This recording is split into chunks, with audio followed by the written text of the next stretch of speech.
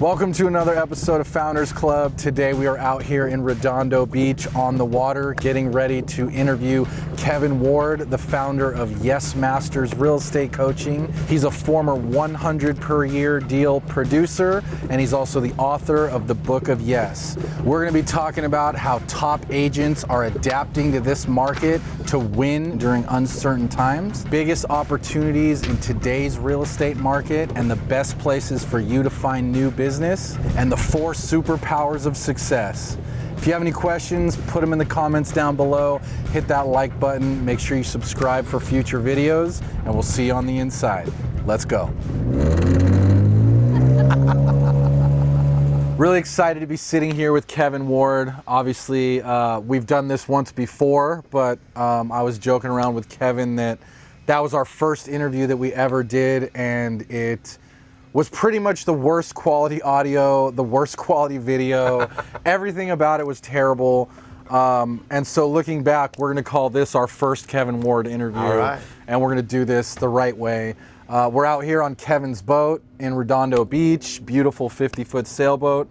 So really appreciate you having us out, and Absolutely. Excited to be talking to you about. I'm excited to talk to you. Congratulations on you guys' success and growth with Big Block, man. It's been an awesome journey. Thank you. Yeah, it has. It's been a fun journey, wild ride. Obviously, now we're in different times and just kind of adapting all different parts of the business. And I want to talk to you first kind of about your journey, and then I want to get into real, just tactical real estate, nuts and bolts, how agents win, because I know you're coaching a ton of top producers, a ton of team leaders, a ton of broker owners on how they're pivoting, how they're reacting, how they're adapting, and how they're winning in today's market. But before that, I want to just kind of step back at when you were producing. You were selling 100 plus homes a year, and I just kind of want to start with, like, what was, do you think, the secret to getting to that production level and then maintaining that sort of a production level? Yeah, that's a good question. So first, people, for me, just in total transparency, I grew my business super fast. And I started in 1998 and sold 19 homes my first year, sold 42 my second, and then sold 108 my third year. So after my third year, I was like doing 100 homes a year, and that was like the new trajectory. But the problem is that while I was doing all that, I was burning my life to the ground on the backside. So I had an affair. Okay. I left my family. Wow. And burned my life to the ground. So my production tanked, and so I only did a couple of years that I ever did 100 transactions. So when you asked the question, how do you get there, how do you sustain, they're two different conversations. Yeah. And what I discovered was the secret to winning in real estate is, one, you got to do the stuff to produce. 2, you got to build a life that will allow you to sustain success. Because if you're succeeding in one area of your life, but the rest of it is falling apart, it ain't going to go well. So I train what we call the 7 domains of life, that we said all these different areas of your life, including your business, but also your relationships. If your relationships suck, your business is going to go down. And so first, how do you get successful? I think there were 3 things for me that I consider the biggest keys. Number 1 is a great attitude. You got to be positive. You got to be optimistic. You got to believe that you can succeed. Number 2 is being coachable. It is not you don't try to figure it out, do it on your own. Yeah. I was very fortunate when I started. I found a good company where I had great mentorship.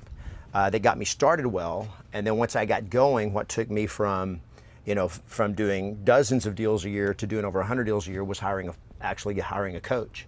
Okay. And I went to a Mike Ferry event, and I still consider Mike Ferry, even though he would be considered a competitor today, I still consider him the godfather of real estate coaching. Yeah, definitely. And John Ferber was my first one-on-one coach, who is in Canada, and he was phenomenal. Took me from 42 deals to 108 deals, helped me build a team, and just really exploded our business.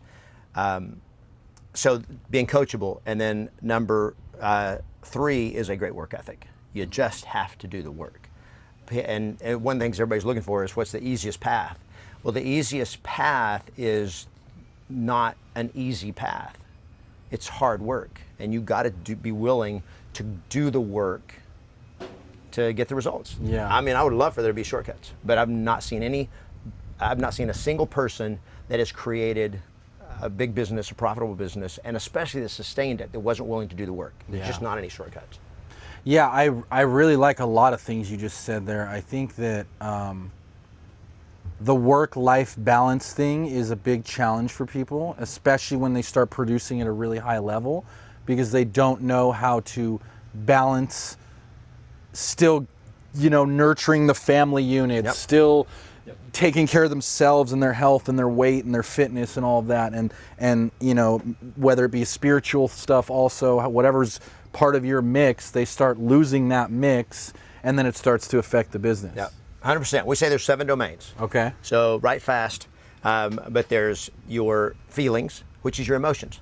Your feelings probably drive more than anything else, which is crazy. Nobody talks about it, nobody thinks about it, but your emotions, when you're operating with fear or guilt or lack of confidence, all those are emotions. So there's your feelings, there's your friends and family, relationships, there's your fitness, there's your finances, there's your faith, there is your fun, which means you've got to be enjoying what you're doing. You've got to be doing something that you enjoy, having fun in life. And then there's your focus, and that is what you're really focused on in your life. Maybe real estate.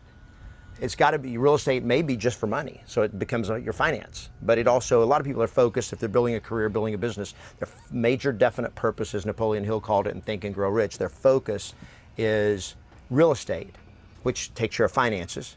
Hopefully you enjoy it, so you're having some fun with it. Right. But you've got to manage your feelings, you've got to manage your health, and all of that. And those domains, it's not a matter of work-life balance, because that puts a dichotomy that here's work and here's life, and I got to balance them. It's impossible. It's all life. So I train, it's all life. Your business is a part of your life. You're sucking in your business, your life's going to suck. You're not making money, you're not putting points on the school board and dollars in your bank account, life's going to suck. So there is no work-life balance. It's all life.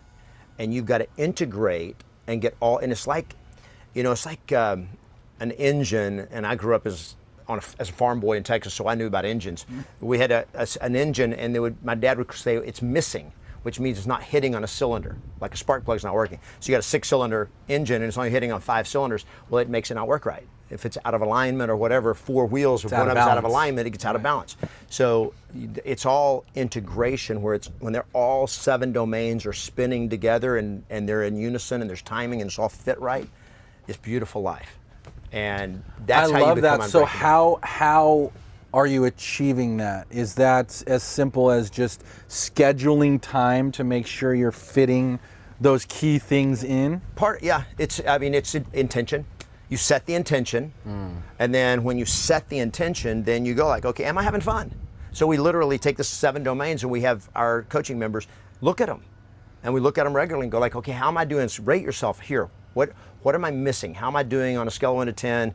My top coaching members that do one-on-one calls with me, they have to fill out a coaching report, and they have to rate themselves on all 7 domains, and then what's the problem? If it's, what are you not dealing with? How's this working? So, really thinking about all these things. Absolutely, you got to think about it. And it's just like we're taught to track our numbers in business, in real estate, how many calls you're making, how many leads you're generating, appointments you're setting, appointments you're going on, all of that, what you're listing, how many listing appointments to listings taken ratio, all of that, those are your numbers, right? Well, your life has numbers. Your bank account has numbers. Your fun has, numbers. It's like, what did I do today to have fun? What did I do today to feed my relationship with my wife? Right. With my children? Yep. All of that's trackable. You just got to pay attention. I love that. As an analytical who loves numbers, I like what you're saying there. A good friend of mine, Rod Khleif, he always says that most people spend more time thinking about what they want for dinner than they do planning their life. And that almost perfectly hit exactly what you're talking about, because if you are spending the time thinking about what you want, thinking about where you want to go, thinking about the things that are important, ranking the things that are important, and really getting clear on those things and being intentional, to your point, that's when everything starts to click and the engine goes into balance and you can really start kind of rocking and rolling. 100%. And what you just said is, it's like they don't think about what they want their life to look like, what their goals are. When we were doing business planning, most of the time as real estate agents, we do a 1-year business plan. So what my main coach, this guy named Bo Eason, he makes me do a 20-year master plan. I love that. And so what that did for me when I started working with him 4 years ago personally, what it did for me was I started training our agents is, I don't care how much money you make this year. I want to know what your life is going to look like in 5 years, 10 years, 20 years, 30 years from now. What is your life going to look like? Because almost every person, when they hit their mid-60s, they hit that retirement age, most of them, their lives suck. They're like, what just happened? What just happened? Where did it go? Where did it go? What am I doing? And they're broke. They say that most people by the time when they hit retirement, they're either broke or dead broke. They're either dead or dead broke. Yeah, that's how it goes. They're either dead or dead broke. Yeah. And you look at Americans, what they talk about terrible. downsizing is terrible.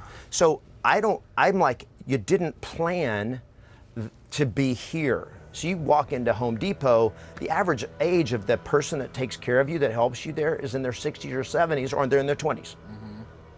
But those people that are working there in their 60s or 70s, that was not their dream. They never dreamed they'd be working for $15 an hour, $12 an hour, checking in the you golden out years. in their golden years. Yeah. So I look at, what am I doing today to get me? So we train a lot on getting financially free. I just had one of my coaching members that 5 years ago set his financial freedom date as August 1, 2020. August 1, 2020. Okay? Whereas we're recording this, what is today? August 7th of 20 years, we're recording this. So he sent me a Facebook message 2 weeks ago and said, I just hit financial freedom. Wow. He said, I never would have dreamed that when I started 5 years ago, he said, it seems so far away. Yep. But he said, I set the intention. He said, I actually should have set my time frame sooner and I'd have got there faster. Yep. But nobody thinks about that. Here's a guy that is medium producer. I mean, he's a good producer, but he's not like heavy hitter. But he doesn't have to get out of bed for the next year, and his bills are all paid. He's got passive income that pays every bill he's got. Now he can get rich. Now he can have a life. Now he can do what he wants to do. And not that he wasn't having a life as he was building it. But now he's going to the next level. Focused on, how do I get myself financially free? I've got another agent, this little girl in Alexandria, Virginia. Her name's Maruk. They're immigrants. She just closed on her 19th rental property. Oh, I love that. And round of applause. Yeah, so she's gone from, by the end of this year, she's like, I'll have $5,000 a month in passive cash flow by the end of this year. And a year and a half or 2 years, I don't remember exactly what her date is, but a year and a half, 2 years from now, they're going to be financially free. $20,000 a month, cash flow, no job. Fantastic. And she can sell real estate as long as she wants. Yeah. But she never, and her husband, he can keep working. He works in the banking industry, makes great money. But when they hit that moment, everything they do then will be because that's what they want to do, not because that's what they have to do to pay bills. Yeah. So this looking ahead, we're right now in this middle of this crap of the pandemics and all that kind of stuff. And everybody's focused on survival. Well, right now's the time you got to be dreaming bigger. Mm-hmm. Because this is when people get rich, is in moments of chaos, in times of crisis. Yes. But you have to focus on it and go like, okay, what can I do right now? Yeah. What's coming? Man, look at everything that's falling apart. And I got a lot of questions for you around that, because I know that you're really passionate about that. Yep. And you have some great insight around how to pivot and win right now. So I want to jump into all that. Just to put a pretty little bow on, setting the intention. I think you said it perfectly, and the old adage is true, right? Like, people overestimate what they can do in a year, but underestimate what they can do in 5 years and 10 years. And really, if you've got your eye on the long game and you make the moves now to set yourself up 5-10 years down the road, you're going to be so much further along than just doing a 12-month plan every year. I had somebody on a coaching call yesterday that they're pretty new and they're struggling. And they're like, man, and they're good. They're gonna be great, but they're struggling right now. A single mom, and and she was talking to one of our top producers and said, why don't you, if you'll hire me, I'll come work for you for $20 an hour or whatever, just to be so much easier. And I'm like, and so we had that conversation on the coaching call, as a group call, about that thinking. And I said, imagine how a entrepreneur starts a business. You're wanting to make $20 an hour right now, and that would feel like a relief. How many years did a lot of the successful entrepreneurs work for free? Yeah. And I look back at when I started my coaching company in 2012. I decided to do this in November of 2011. And I'm like, I'm starting to, so I started building the company November 2011, and I worked my butt off. Now, I still had a job as a team leader for Keller Williams' office and all that, so I still had an income, but I was working that 40 hours a week, and I was spending probably 30, 35, 40 hours a week getting this company going. I did not make a single dime until April of 2012, so I worked for 6 months for free. No salary, no income, no minimum wage.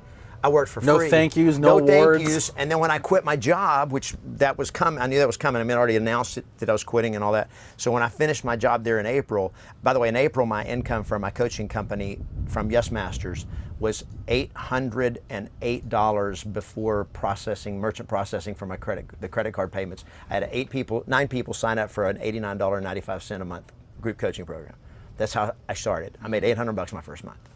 You were probably so excited about it. Well, I was excited that I made money at all, Right. right? And then May came, and I made a little bit more, but I had no other income. So by July, I couldn't pay the rent. And I was living here in Hermosa Beach, and by August, I lost everything. I kept my car, and I kept my air mattress that we'd used for tent camping, and my clothes, and I ended up renting a bedroom in an old rundown apartment complex in Playa Vista, nearly 60-year-old apartment from a single mom, unfurnished bedroom, and slept on the floor on my air mattress for 8 months while I built this company. Wow. And I hated every moment of it. I'm sure. I was embarrassed. I was like, praying nobody found out. When I was going to get up in the morning, get dressed, I go to Starbucks to work. I still had an office at Keller Williams. I was teaching real estate classes to just make a little bit of money, extra money. And at night, I would go in there and record my videos in my office, at the office when nobody else was around, so they wouldn't know that I was doing. And people go like, why don't you just go join a coaching company? Like I was with Keller Williams, so they go join MAPS Coaching because they'll pay you. And I'm like, that's not my dream. Right. My dream is worth fighting for, and that's, I think, is what everybody has to understand. In real estate agents, you have an opportunity as an agent to build something, to build a business. You can get to control your income. It's hard up front. There's no guaranteed salary. Yep. There's no guaranteed business. You have to go get it. But you got to have the courage and the willingness to take that risk. And in times like this, to know there's opportunity out there. When I was doing this, it was not a good time. And it was certainly, I wasn't ready. Financially, I did not have any depth. But it was my dream. And 3 years later, I couldn't recognize my life. And now it's been 8 years later, but we just finished past our 8th anniversary of our company. And I have this boat. This boat was my dream for a decade. When I moved to California in 2009, I came out here to get a boat. And this is my dream. And I'm living that dream. Now, am I done? Oh no. But how did I get this boat? Because I set the intention to get this boat, and I knew I could never do it working for somebody else. Yep.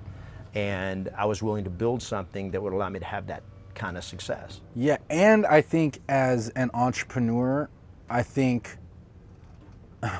your willingness to be able to eat shit if you need to is like pretty much did. level 10 out of 10. Like that's that's to me the difference maker between the successful entrepreneurs and the ones that don't make it, because you were willing to, no matter what, keep on this dream, grind it out, sleep on the floor, lose everything, and now here we are on your 50-foot sailboat. Yeah. And you and I were, one thing that we did was we invested in ourselves, because that's how we met. Yeah. Was in a mastermind that was what, 25,000? Yeah, 25K. 25K a year. That I didn't have that money, but I needed this, right? I needed that association, I needed that mentorship, and that was not the only one I was in. And I know you guys have done other stuff. So we, but I was investing in myself, and there's not been a single investment when I invested in coaching and invested in mentorship that I look back and go like, well, that was a waste of money. Yeah. No. I did it when I couldn't afford it. By the way, I hired my first coach as a coach. I hired my first speaking and training coach while I was sleeping on an air mattress. Yep. For $15,000 a year. I couldn't afford that. I didn't have the money for that. I spent everything I had. But you rolled the dice on yourself. I rolled the dice. I had enough money to pay the first month's deposit to get into the program, and I'm like, I got to have this. And I knew that I didn't know how to do it myself. And those were the decisions I made that were investing in me, investing in my dream. Yeah. That now looking back, it was like, that's how you build it. Yeah. Pay the price. Yeah, it's 100% true. Mikey Taylor said on he's a big hedge fund guy. He runs a real estate development company. He started St. Archer Brewing and sold it to Miller for an undisclosed amount, but it's like $30+ million. Yeah. He said the same thing. He was like, in all the things that I've invested in over my whole career, the best investment I ever made was investments in myself. Yep. The coaches I hired, the events I went to, the groups I got myself into, stuff like that. And it's really true, because you're getting shortcuts from people that have already done it. And those shortcuts are the roadmap to the easiest way. Speaking of what the easiest way is, it's not working. It's just having the right roadmap to where someone that's already climbed to the top of the mountain and says, this is the path to go. Don't go over here because there's danger. Don't go over here because you'll get slowed down. Just take this route and you'll get to the mountaintop. Absolutely, 100%. I love that. So tell me about, let's take a step further back. What got you into real estate in the first place? So it's a kind of a long story, but so I'll keep it short. I had been in Christian ministry. Okay. And I just did not, I was stuck in a very traditional rural churches where I grew up in in Texas, very super conservative, and I grew up in small towns. So I never lived in the city or whatever. So felt stuck in this traditional, everything. I was kind of a rebel against being in like stuck a bubble. You feel in a bubble. Yeah, and everybody was like, this is the way we've always done it. We got to do it this way. And I'm like, but that sucks. We need to do, there's better ways, and we can make bigger difference in people's lives. And I was like, I need to do something that I can be able to add value to people's lives, and I wanted to do ministry. That was today I still believe that's my call. My calling is to change people's lives, which is interesting because now I'm doing it as a coach, as a real estate coach. Mm-hmm. But I was going to get into real estate because I was like, I can sell real estate, have my own schedule, make my own money, and then I can do this on the side, do ministry, do that, which worked out great until I had an affair. And it's where when you don't take care of all the domains in your life, you burn your life to the ground, which is what I did. So out of that I just became a real estate agent, and that became what I did. And I kind of gave up. That was a point where I gave up my dream. And I'd given up my dream many times of hitting adversity or things happening, and my life fell apart. And because I would not fight for my dream, I gave it up.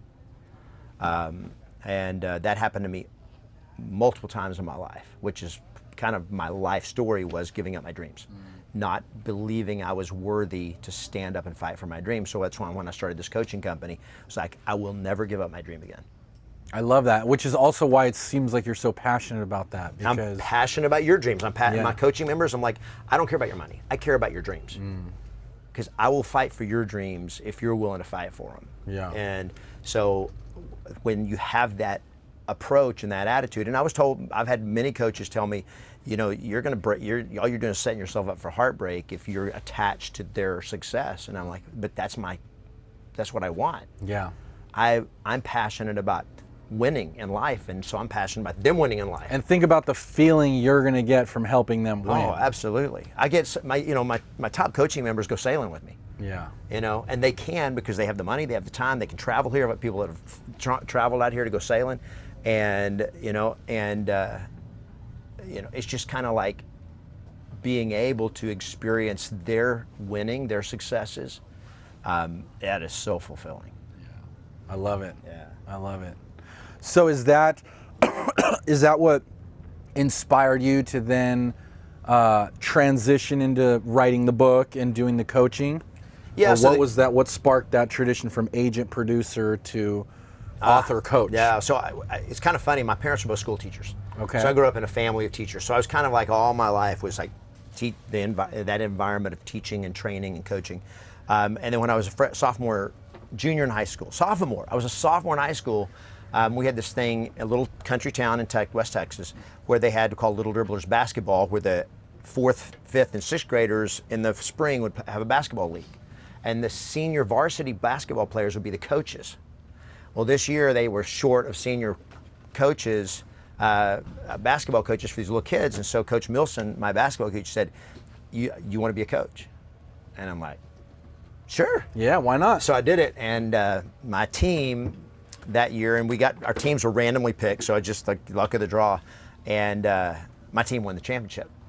And it was so funny because I looked at it, and my dad kind of taught me how to coach these kids, and I realized I have this knack for teaching people in a way they get it. And I could do it with little kids.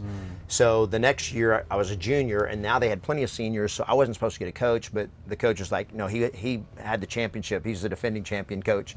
We're gonna let him coach again. So we did, and this year I got a bad team. And after this, we lost the first 2 games. And then I sat down with my dad and I said, how do I get my guys to be able to win even without the talent? And we worked out some plays that these little kids could run, and they won the rest of the games of the season, and we won the championship again. And it was like, as I look back, I was like, I was always a coach. Wow. I just loved teaching, and I could work with people, at kids on up, and they just got it. And so it's just been kind of like I don't know if it's in my blood from my parents or what, but coaching and teaching was always my passion, and seeing other people win because I helped them, like, just that's the juice right there. That's the juice right there. So I get more fulfillment out of coaching than I ever did out of selling. And I loved helping people. So selling was good for me in that respect. Yeah. But just coaching, when I coached, it was like I would do this for free. That's great. Yeah. You know, it's kind of like I don't do it for free, but I would. Yeah. I love it that much. When you find something that you love so much, you would do it for free. 100%. And if you can make money doing it, it's better. Even better. It's even Definitely. better. So what?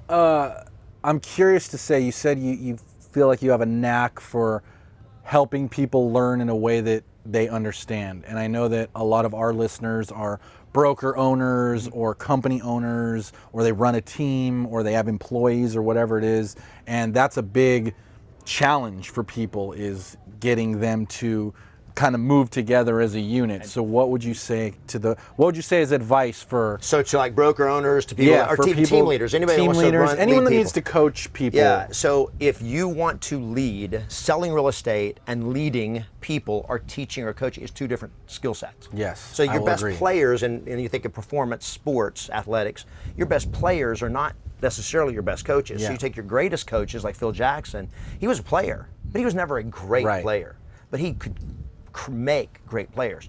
So he understood and learned leadership. But how did he become that? Because he studied it, he trained at it. So how did I become a great coach?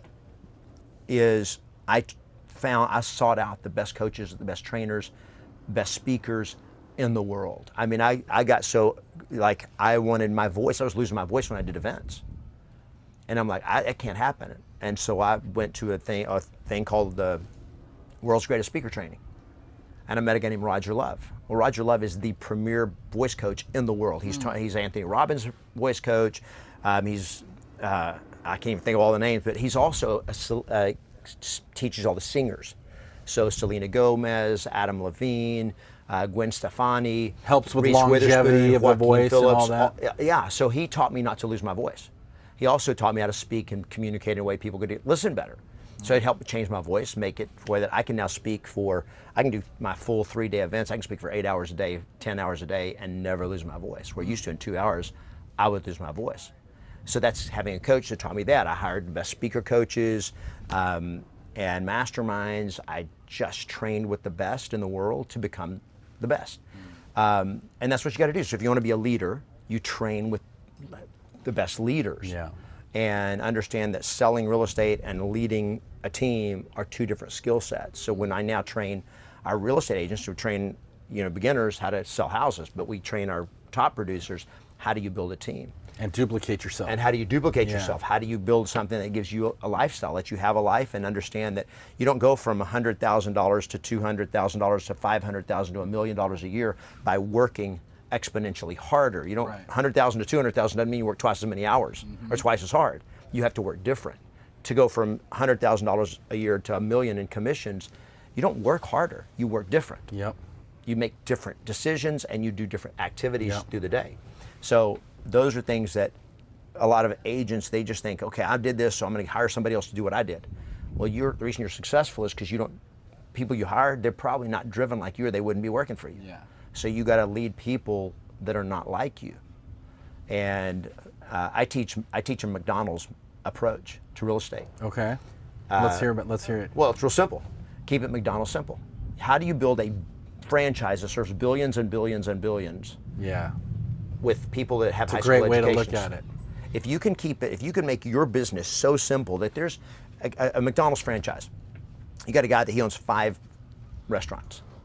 He is a business owner. He has to have a different mentality. He has 5 store managers, store supervisors. They each have 3 or 4 or 5 shift managers, and then the rest of their people are just like high turnover. Employees. You can employees. train them in 2 days. Right. And I mean, it takes a little more to learn all the skills, but they show them some videos, and they can do. Their task is a very simple repeat, wash, rinse, repeat. Mm-hmm. Okay. If you can take your real estate business, and I looked at some of the top producers that I did not coach because they were, I had to learn how to coach people to this level, is don't try to find top producing agents. They're not going to stay with you. You're going to train them to be your competition. How do I take, instead of a buyer's agent, what if I had a showing assistant that does all the legwork? That's a good spin. And you can pay a showing assistant $50 a house or $100 a house. They can't do any other job in America and make the kind of money per hour they can do doing that. And it's still way less than paying them a 35 or 50% split on a commission. I love that By idea. having showing assistants, and a showing assistant doesn't have to have they don't have to know how to negotiate, write offers. They're easy to replace. It could be an agent already in your office. And they're agents that love working with people. They love houses, but they hate lead generation. Or they can't hate lead sell, follow-up. or- They yeah. hate rejection. Right. So they're like, if I could just show houses, I'd be happy. Perfect. And they're good at it. And they they're love good it. at that. Yeah. And then when they find the right house, all they can do is now the buyers, they're going to come sit down with me. We're going to write the offer. I'm going to negotiate the offer, and I don't have to spend the hours. And that I can scale. That's a great You can do idea. 100 buyers a year if all you do is a buyer consultation, and write offers and negotiate contracts, because those are all systemized and in a calendar scheduled, so that I'm not out having to do all the driving around. And that, as a salesperson, is what you should be doing. 100%. Yeah. And the other thing was, at the end of the day, they're my client. Now this is a big breakthrough that I had as an agent. I hired a buyer's agent. Because I did all listings. So my first year I did 108 deals. I took 92 listings. Okay, so almost all my business listings. Well, of the closings of those 108 deals, 30-something of them were buyers that my buyer's agent, Wendy Howard, did. Here's what I discovered. I would take all these listings. We got all these buyer calls. The buyer calls went straight to her. She pre-qualified them. She sat down, did the buyer consultation. She showed them, wrote the offer, negotiated, closed the deal. And at the end of the deal, who was their agent? Wendy was. It was her, right. It wasn't me. Right. They didn't even know they could care less who I was. Right. So I was not getting the relationship, so I got the no repeat clients, referral lifetime business. value. Exactly. Right. So what I discovered was, when you have a showing assistant, you're always the agent. Right. So when I figured this out and started teaching this to our agents, all of a sudden at the end, they're still the agent. They get the relationship. They get the video testimonials. They get all the value. So they get the story of the client's story, which we call the video testimonial. They get the 5-star review. Yep. Okay. They get the sale, but the main thing is they get the relationship. Yes. And so now they get the repeat and referral business over and over again. So they're building a business rather than just selling a house. Yeah. I love that idea. I hope you guys got that, because that's really good. Yeah. It's super simple. It's a great way to scale your business working with buyers, which most people think is impossible. Yep. Because you're on the go all the time. Yep. But that's an easy way. And you can actually end up loving buyers. I hated buyers. Right. Right? I was taught to hate buyers. Yeah. Now, here's what I teach. 100% of your lead generation, now this is tactical, but 100% of your lead generation focus should be sellers. Yes. Because sellers give you leverage.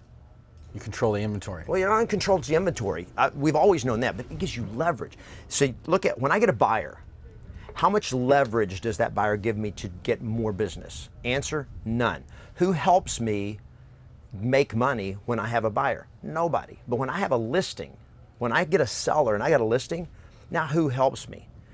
Every other agent out there in the market helps me sell that house. Right. Right? So I've leveraged time because I have the inventory, but I also get a free billboard. Right. Sign Every calls. listing gets you a sign in the yard. So now buyers come for free. I don't have to spend money marketing for buyer leads. I got listings. Listings are what buyers want. Buyers don't want agents. They want lists. They want houses.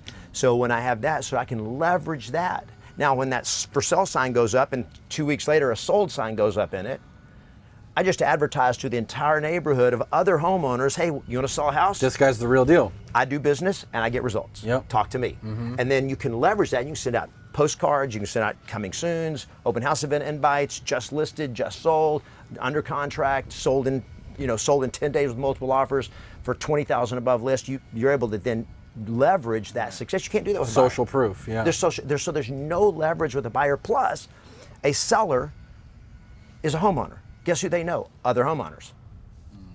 Okay, other homeowners in the neighborhood. So there's just more leverage that you get with that, and they're probably going to buy another house. So now you can double dip, help them sell, and help them buy.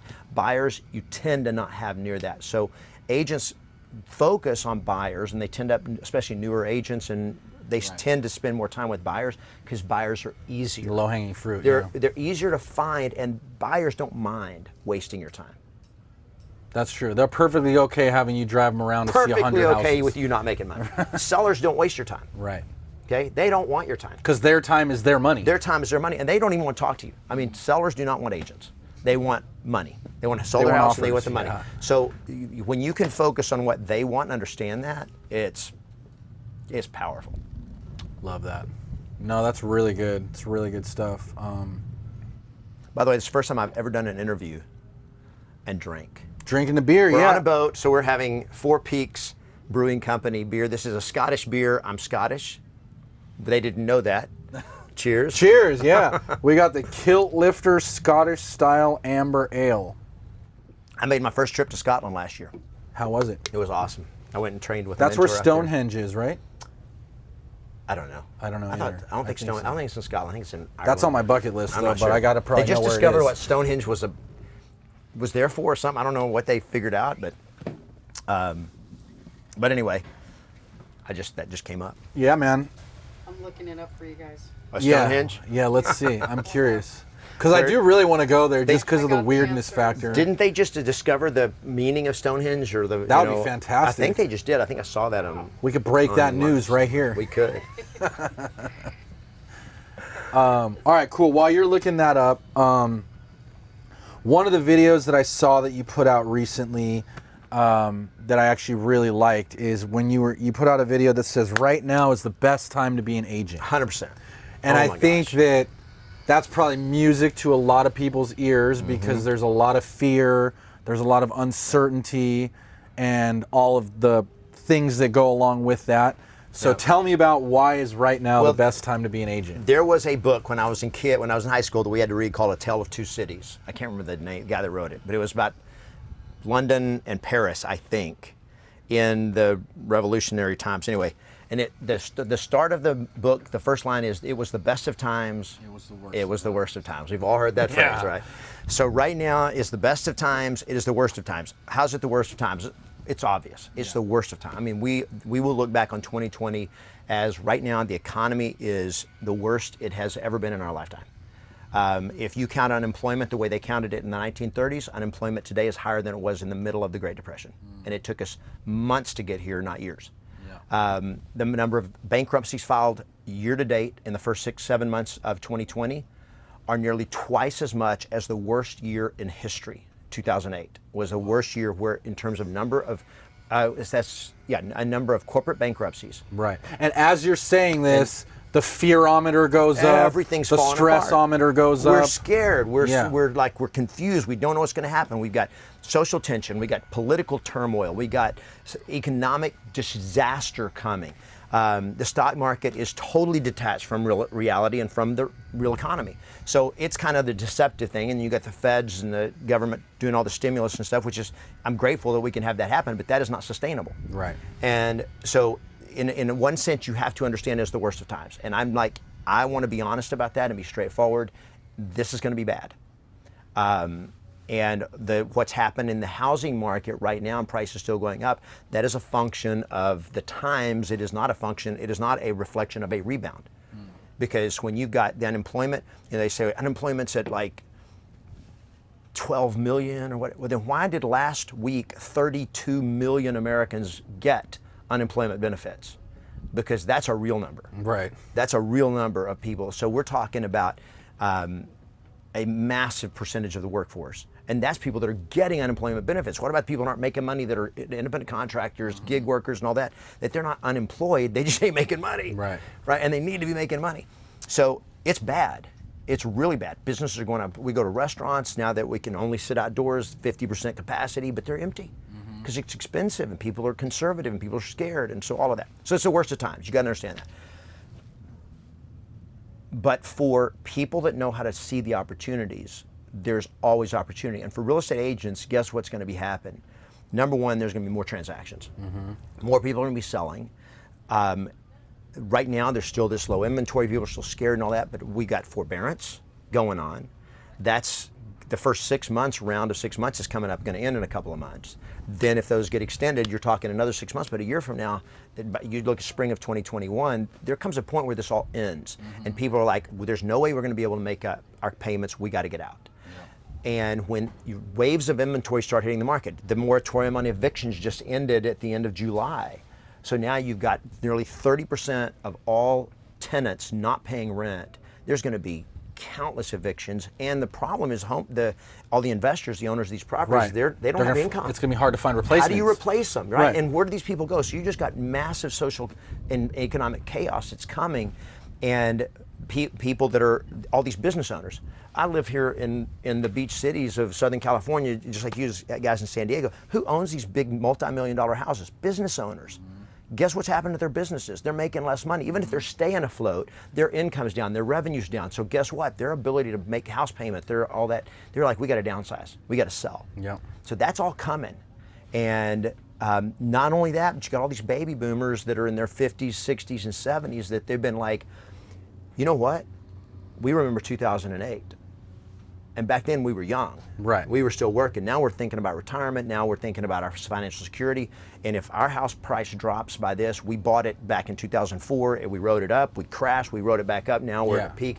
Yeah, might be time to pull the ripcord. Yeah. It's time to get out. So you're going to have, over the next 2 years, you're going to have a lot of inventory coming on the market. And I think also the exits from big cities and heavily populated areas. A lot of migration. In San Diego specifically, in the downtown area, we're seeing a lot of people selling those condos and moving to the suburbs and different areas of town. Right now, in San Francisco, in the city, inventory is up by nearly 70%. Yeah. Since March. Yeah. Okay, what's happening? People are moving out. So all these are, and so there's patterns. So in some places you're going to have prices dropping faster. In other places you're going to have prices go up for a while. You're going to have but it's all going to be moving. The key is going to be you find the sellers, the motivated sellers, you win. But right now there's going to be so much of that. And when you have panic going on, the tendency of the mass of realtors is they're going to panic. They're going to freeze. They're going to go into paralysis. They're going to go curl up in the corner and wait for this all to pass. So for those that stay in the game and learn what to do, where to find the sellers and how to lead the sellers to make right decisions, to price their homes right, to get them sold quickly, there is going to be massive opportunity. I've got many of my coaching members are having by far their best years ever. Yeah, same here. We're noticing the same thing with a lot of our top producers and up and comers. They're doing better than they ever have. Yep, and tens of thousands are getting out of real estate. And so when you have that happening, the key is knowing what to do and how to do it. And the other thing that makes this the best time to be in real estate is the technology, the times that we can do so much that we can have this where you have to revert to technology. Well, now we have it. Yeah. You can do virtual tours that replace an open house. Virtual listing presentations With Zoom, and all of a sudden, that stuff is becoming, and it's really kind of advanced technology, and the use of technology is just kind of leapfrogged it ahead. It's going to change the industry forever. And now the other thing is that your expertise is the only thing that has value. Information, used to realtors were the keepers of the information. Right. Okay? They don't need us for information anymore. All the information is free. It's accessible. Yeah. What they need a realtor for today is expertise. Now this is this is one of the big things I hear, and I get these comments on my videos all the time from non-realtors or from the cynics. They go like, you just admit it, real estate agents are obsolete. They're going the way of the travel agent, because just like travel agent, Expedia replaced travel industry, travel agents. And I'm like, okay, that would be true, except you're making one big mistake. A travel agent does not, you don't need expertise. Right. If I'm booking a trip from here we went to Maui in January. We booked a trip to Maui. We had an airline, we got an airline ticket, we got a car, a Jeep, and we got 2 resorts, okay? Whether I did it myself or I hired an agent to do it for me, when it's all said and done, I got the same car, same airline. It was the same plane, right? Same pilot. Yeah. I was just as safe, just as fast, just as clean. The food was just as bad or good, whatever it is. However you like airline food. The resorts were the same. So all it was a transactional thing that I either did the work myself online or somebody else did it online. There was expertise was irrelevant. But when you're dealing with a $1 million asset, right, and the complexities of a piece of real estate, and the legalities of it, the negotiation, the repairs, just all of the things of doing it, understanding pricing. Booking a flight and selling a house are definitely two totally two worlds different apart. things. Yeah. And so expertise is required in selling a house. But the problem is the industry, real estate agents as an industry, are amateurs. And this gets me in trouble, but I maintain that most top producers are just pretty good amateurs. Big statement. You look at I've got a friend that is that's a mentor whose wife is a hairstylist. It takes 18 months to become a licensed hairstylist. You want to cut people's hair, it takes you 18 months to learn enough to be able to cut people's hair. Yeah. 3 months, you can be selling $2 million houses. Right, yeah. Right? And the thing is, if I mess up on your hair, it'll grow back. Right? I mean, what's the risk? Totally. And so it's too easy to get into real estate, and then people are allowed to be amateurs. Yeah. So people don't trust the thing is, people don't trust realtors. If an attorney had the same amount of training that realtors had to become an attorney, or if a doctor had the same amount of training that you had to become a doctor, that'd be a nightmare. I wouldn't trust them either. Right. Because they actually have to have the skills and years the of training and years of training to become professionals. So the reason that I have a job is because agents need help to actually learn what to do to be professionals. My biggest focus for real estate agents is teaching real estate agents how to deliver the best results for clients. I don't know, and this is just, I don't know of another coaching company that's what they train, that that's their main focus. If I can help you as an agent deliver the best results for your clients, you'll never have to worry about where your next deal is coming from. That's great. Because if I teach you how to prospect for sell by owners and expireds, which is how I built my business, and then I only sell 70% of them, that means I screw 30% of my clients, and they're never going to refer me. I'll give you an example. Aaron and Russ Downs in Jersey City, they're one of my coaching members, been with me for 5 years. They started brand new, and she built her business on expireds. Prospected and she's relentless, 3 hours a day. I mean, just 3 hours a day prospecting, just awesome. Machine. Yeah. This year, and more of their business has started coming from what we call their vortex, their real estate vortex, their personal circle, because they built a business and they give great results because I train them. You sell every listing you take. So this is kind of the foundational thing. You sell every single listing you take. You sell them all for top dollar. Period. It's not that hard. What's hard is convincing a seller to price it right and do what you say. That's a skill. That's a powerful distinction. It right is there. the skill. Yeah. Well, I can't. I know. I told them. Well, that's not. Anybody can tell you something. You don't believe them. It's not. You got no result. Right. So the skill is leading sellers to do the right stuff to get the best results for them.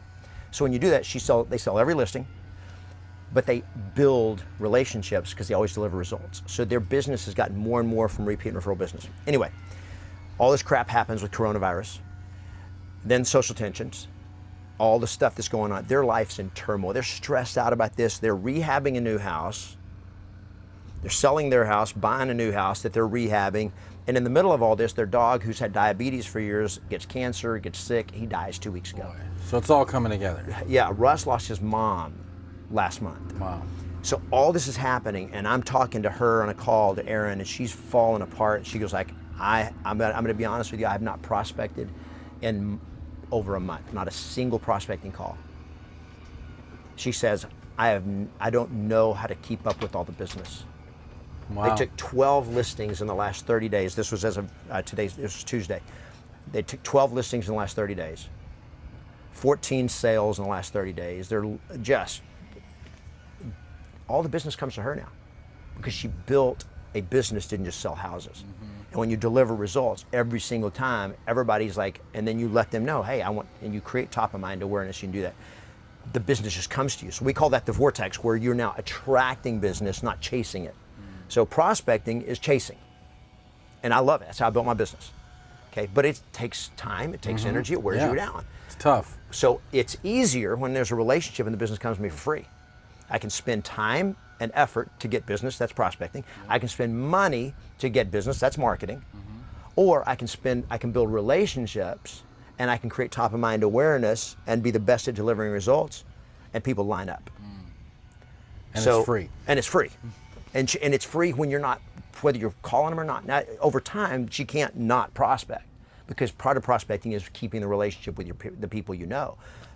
And to keep growing it, she'll continue to do that. But when it goes bad, with all the stuff happening, when so many agents are freaking out, they're making more money than ever before. And that's the power of, our whole business model we train is called the real estate vortex, is building a business that when things go bad, all the business comes to you. When things go bad, Amazon's business went up, not down. Right. But it was relationship based.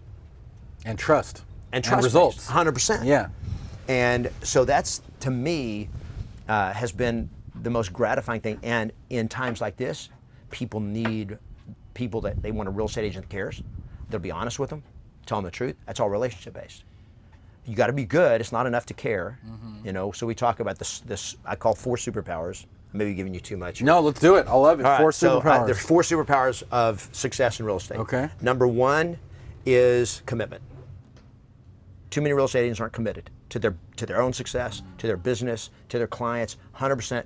If you are 100% committed, which means you do what you say, both for yourself and for your clients, 100% commitment, number 1. Number 2 is competence. You got to be good at what you do. So competence, to me, the standard of competence is being the best in your market. Be better Studying than the else. market, Michael knowing the Jordan market. was competent. Right. I don't mean you can just get the job done. You want to be the best in the world. Right. Okay. So that's competence. Number 3 is compassion. You got to care. When you care, you're irresistible. I don't think I've ever done an interview with beer or with sunglasses. But when you sit down with somebody and you look them in the eye, you can tell when there's a different vibe. When somebody cares, there's a different vibe. There's a different look in their eye. When they care about you, they show up different, and you can feel it. 100%. And that is irresistible. And so we talk about the pull, the gravitational pull of somebody who cares. Napoleon Hill, in his book Think and Grow Rich, called it the attractive personality. Caring is the attractive personality. So having that compassion, and I really care about my clients, I care about their results. I care more about helping them get their house sold and getting to their new house than I care about the money. Okay, and it's okay to have double motives. I care about the money too. Yeah, I like the money too. But my first commitment is to you, and that's why, as a coach, I'm like, I care more about your success than I care about your money, because I can't help you succeed against your will. Okay, but when you succeed, is it okay if I make a little money off that? Absolutely, but I care about your success. So compassion is number 3, and then number 4 is courage. Courage. Okay. And courage means you got to be willing to do what you're uncomfortable doing, when you're scared. When it's like, and it may be prospecting, right? It's maybe like, I'm scared of rejection, I don't know, whatever. I'm scared to make this phone call, leave follow-up, because what if I make a mistake? Well, you gotta have the courage to take action in spite of that, because that's the only way you're gonna get through that and grow and help people. And you gotta have the courage to have that straightforward conversation with a client. When you got a seller that they're motivated, but they're demanding that you overprice their listing, and when you can say, you know what, I mean, I understand what you're saying, but you want the most money, right? I know how to get you the most money, and I'm going to tell you right now that pricing it at $2.4 million is not going to get you the most money. Now, I know that other agent is going to tell you they can do it for $2.4. I'll do it in less than 30 days, and I'll get you more money. Give them 30 days and see what they do. And if you feel like that you want to give them a shot first, I'm okay with that, because I don't play street ball. I know how to get your home sold for the most money. Now, I got to have the courage to tell people that and to stand up to people and say, here's the problem. And here's the psychology of overpricing a listing. When buyers want something, they got to be excited about it. And when they want something, they find reasons to do it. All right, so I've got a house, 2.4, it's worth $2 million, okay. I'm gonna use a little exaggeration, 2.4 is the overpriced, so it's clearly overpriced. Yes. But at $2 million, $2 million house, we put it on the market 2.4 million. Is it the same house that buyers would love? Absolutely. Yes. Every buyer that's interested in it, they're gonna come see it. Here's the problem. They know it's overpriced, number one. Number two, they're afraid to fall in love with it because they don't want to pay too much. So they have this fear, and fear drives all buyers and sellers of real estate. They have, I call it FOAM, a fear of making mistakes. So the biggest mistake buyers are afraid of is paying too much for a house. That's their biggest fear. So FOAM is the fear, is what drives them. Their emotion is like the house, hate the price. So they go in looking for reasons not to fall in love with that house.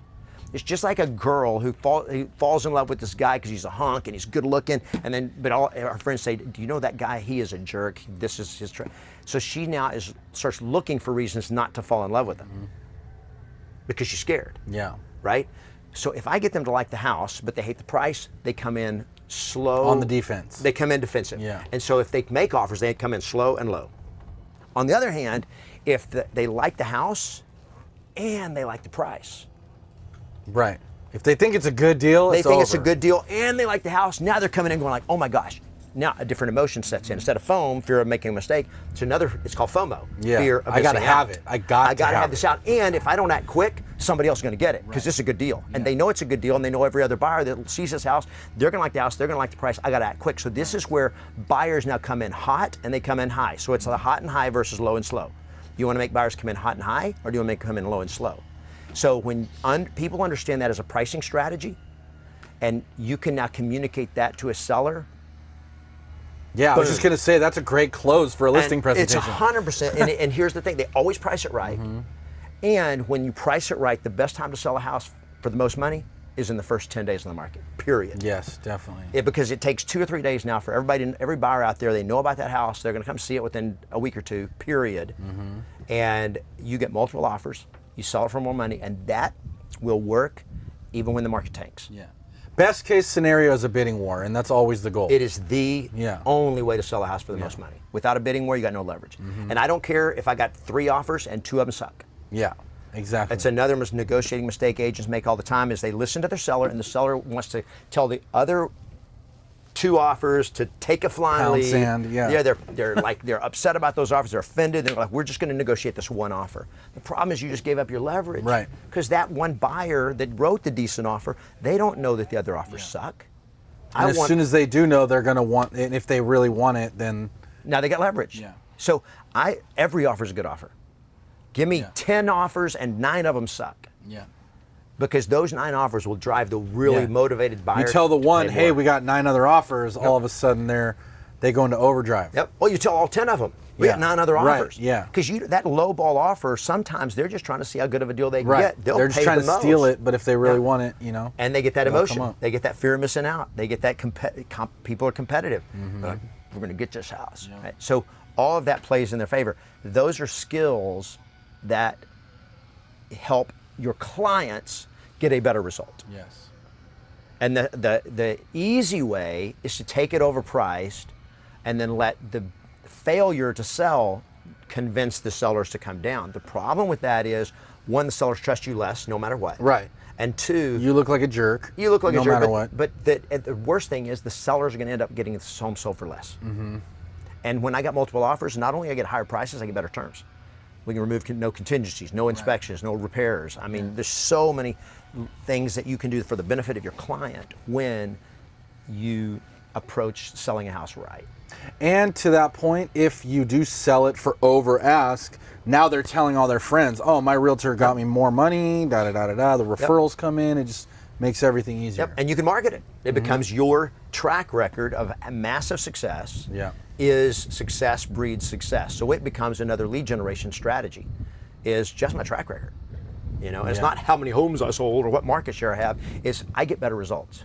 You want to sell your house for thousands more than other agents selling for? Talk to me. Yeah. Look, 85% of my listings sell over ask. Yep. Like that's a pretty strong close. And 95% of sellers, their number one most important goal is getting the most money.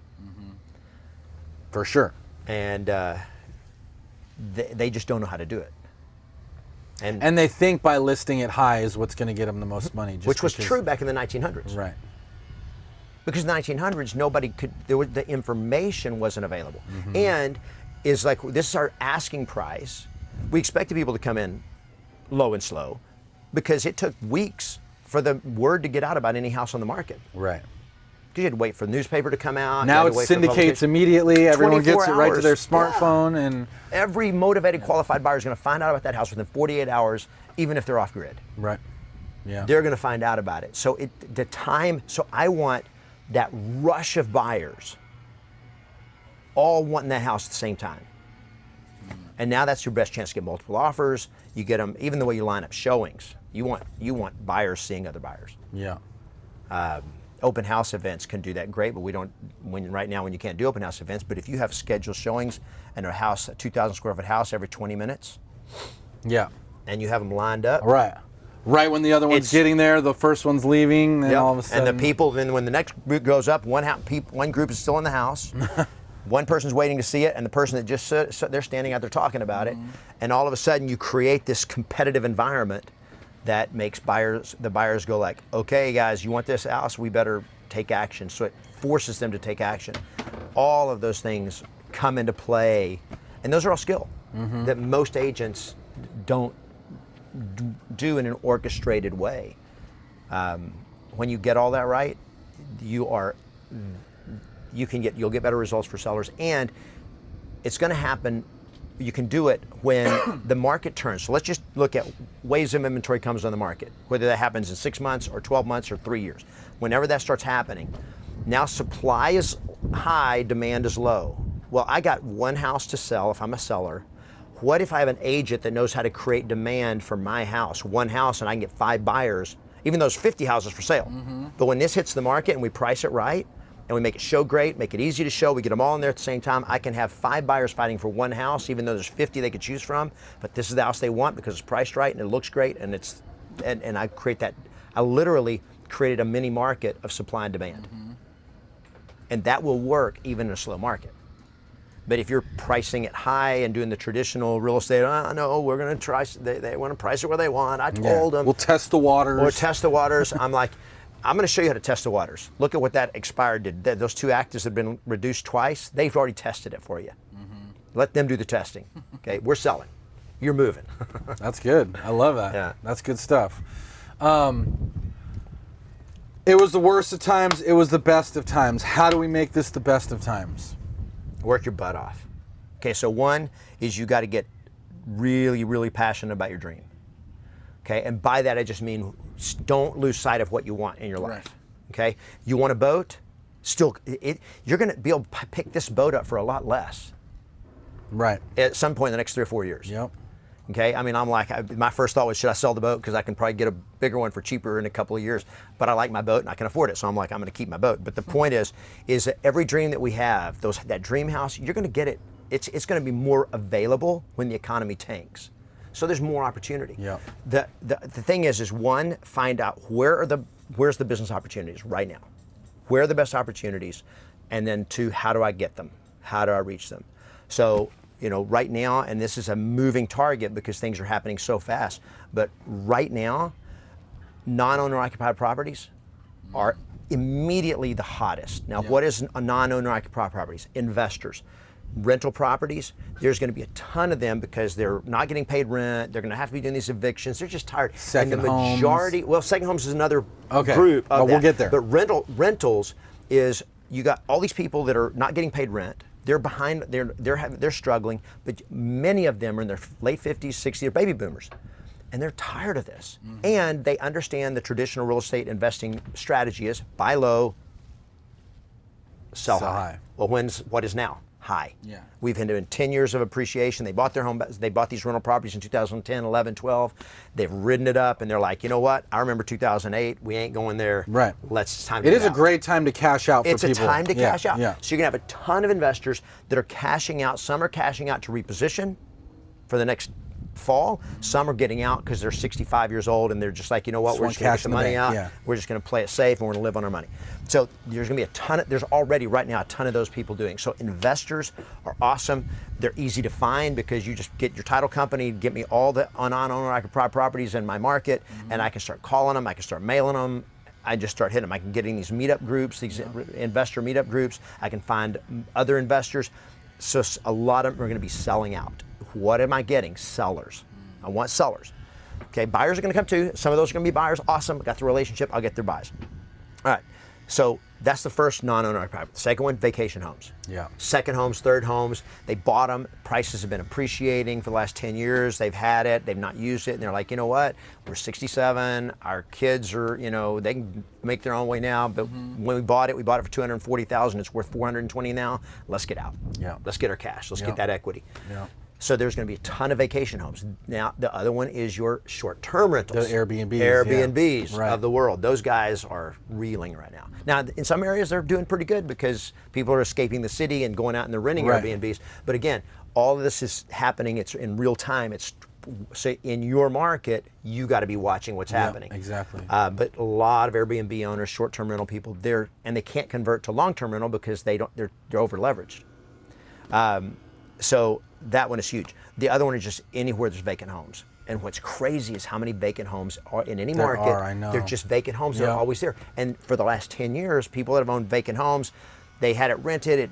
They're just busy. They've been busy, and it's been sitting there. Well, when the market's appreciating, they're bleeding, paying taxes and insurance and maintenance, utilities, whatever, on a vacant house sitting there. But I bought it, 4 years ago for $200,000. Today it's worth $280,000. I'm good. As it's sitting there, I'm making money on it. Well, that's not going to happen anymore. Prices aren't going to keep going up. Now, they may be going up right now, but that's going to end. Mm-hmm. And so they're looking at it and going like, you know what? That vacant house, time to get it gone. And renting it's going to be tough right now. So they're like, you know what? Time to sell. So any non-owner occupied property is super hot and easy to find. That's the short-term play.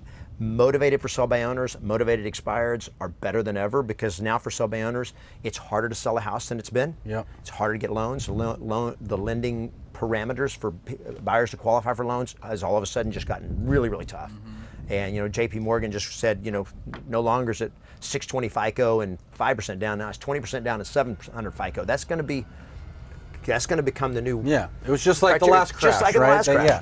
They're scared, and they're like, we are looking at more loan defaults and all this, so we're going to make it harder to get loans. So it's going to be harder to get buyers to be able to get a house, qualify for sell by owners. It becomes more complicated to sell. They're like, you know what? Maybe we just need to get a good agent. So for sell by owners, if they're motivated, they're going to be hiring. Expireds are, in the past, a lot of them just relisted with the same agent. They're like, yeah, well, it just, it was our fault. We overpriced it, blah, blah, blah, whatever.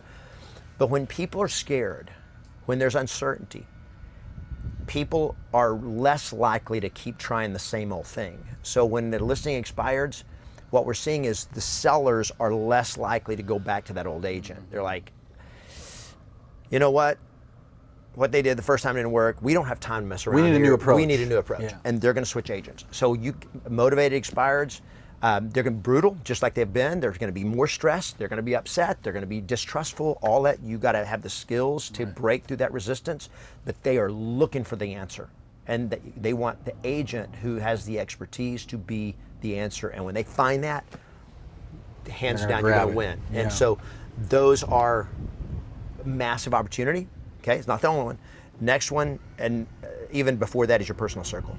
Right now, relationships, because you only know so many people.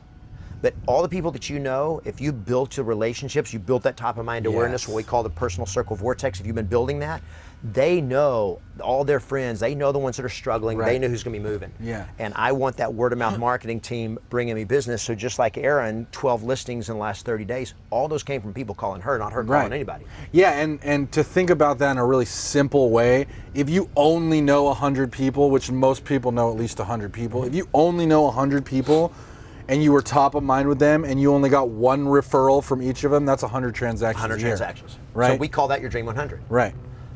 is your Dream 100 is finding your A team of people that know you, that if you can get one referral a year from those people, you just did 100 deals and it was free. Right. Yep. You just got to maintain the relationship. Right. So that's another one. Now, the long play of where the money is going to be as a real estate agent are... Get your notepads out. Downsizers.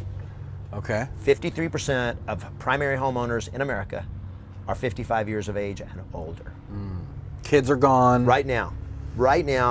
Downsizers, when over half of your homeowners in America are over 55 and the kids are gone, they have a big house, they raise their kids in, they don't need that much space. They don't need the bedrooms, they don't need the value of their home's gone up and up and up and up, and now they're going like, you know what, we've been thinking about downsizing for the last 5 years since our youngest daughter graduated.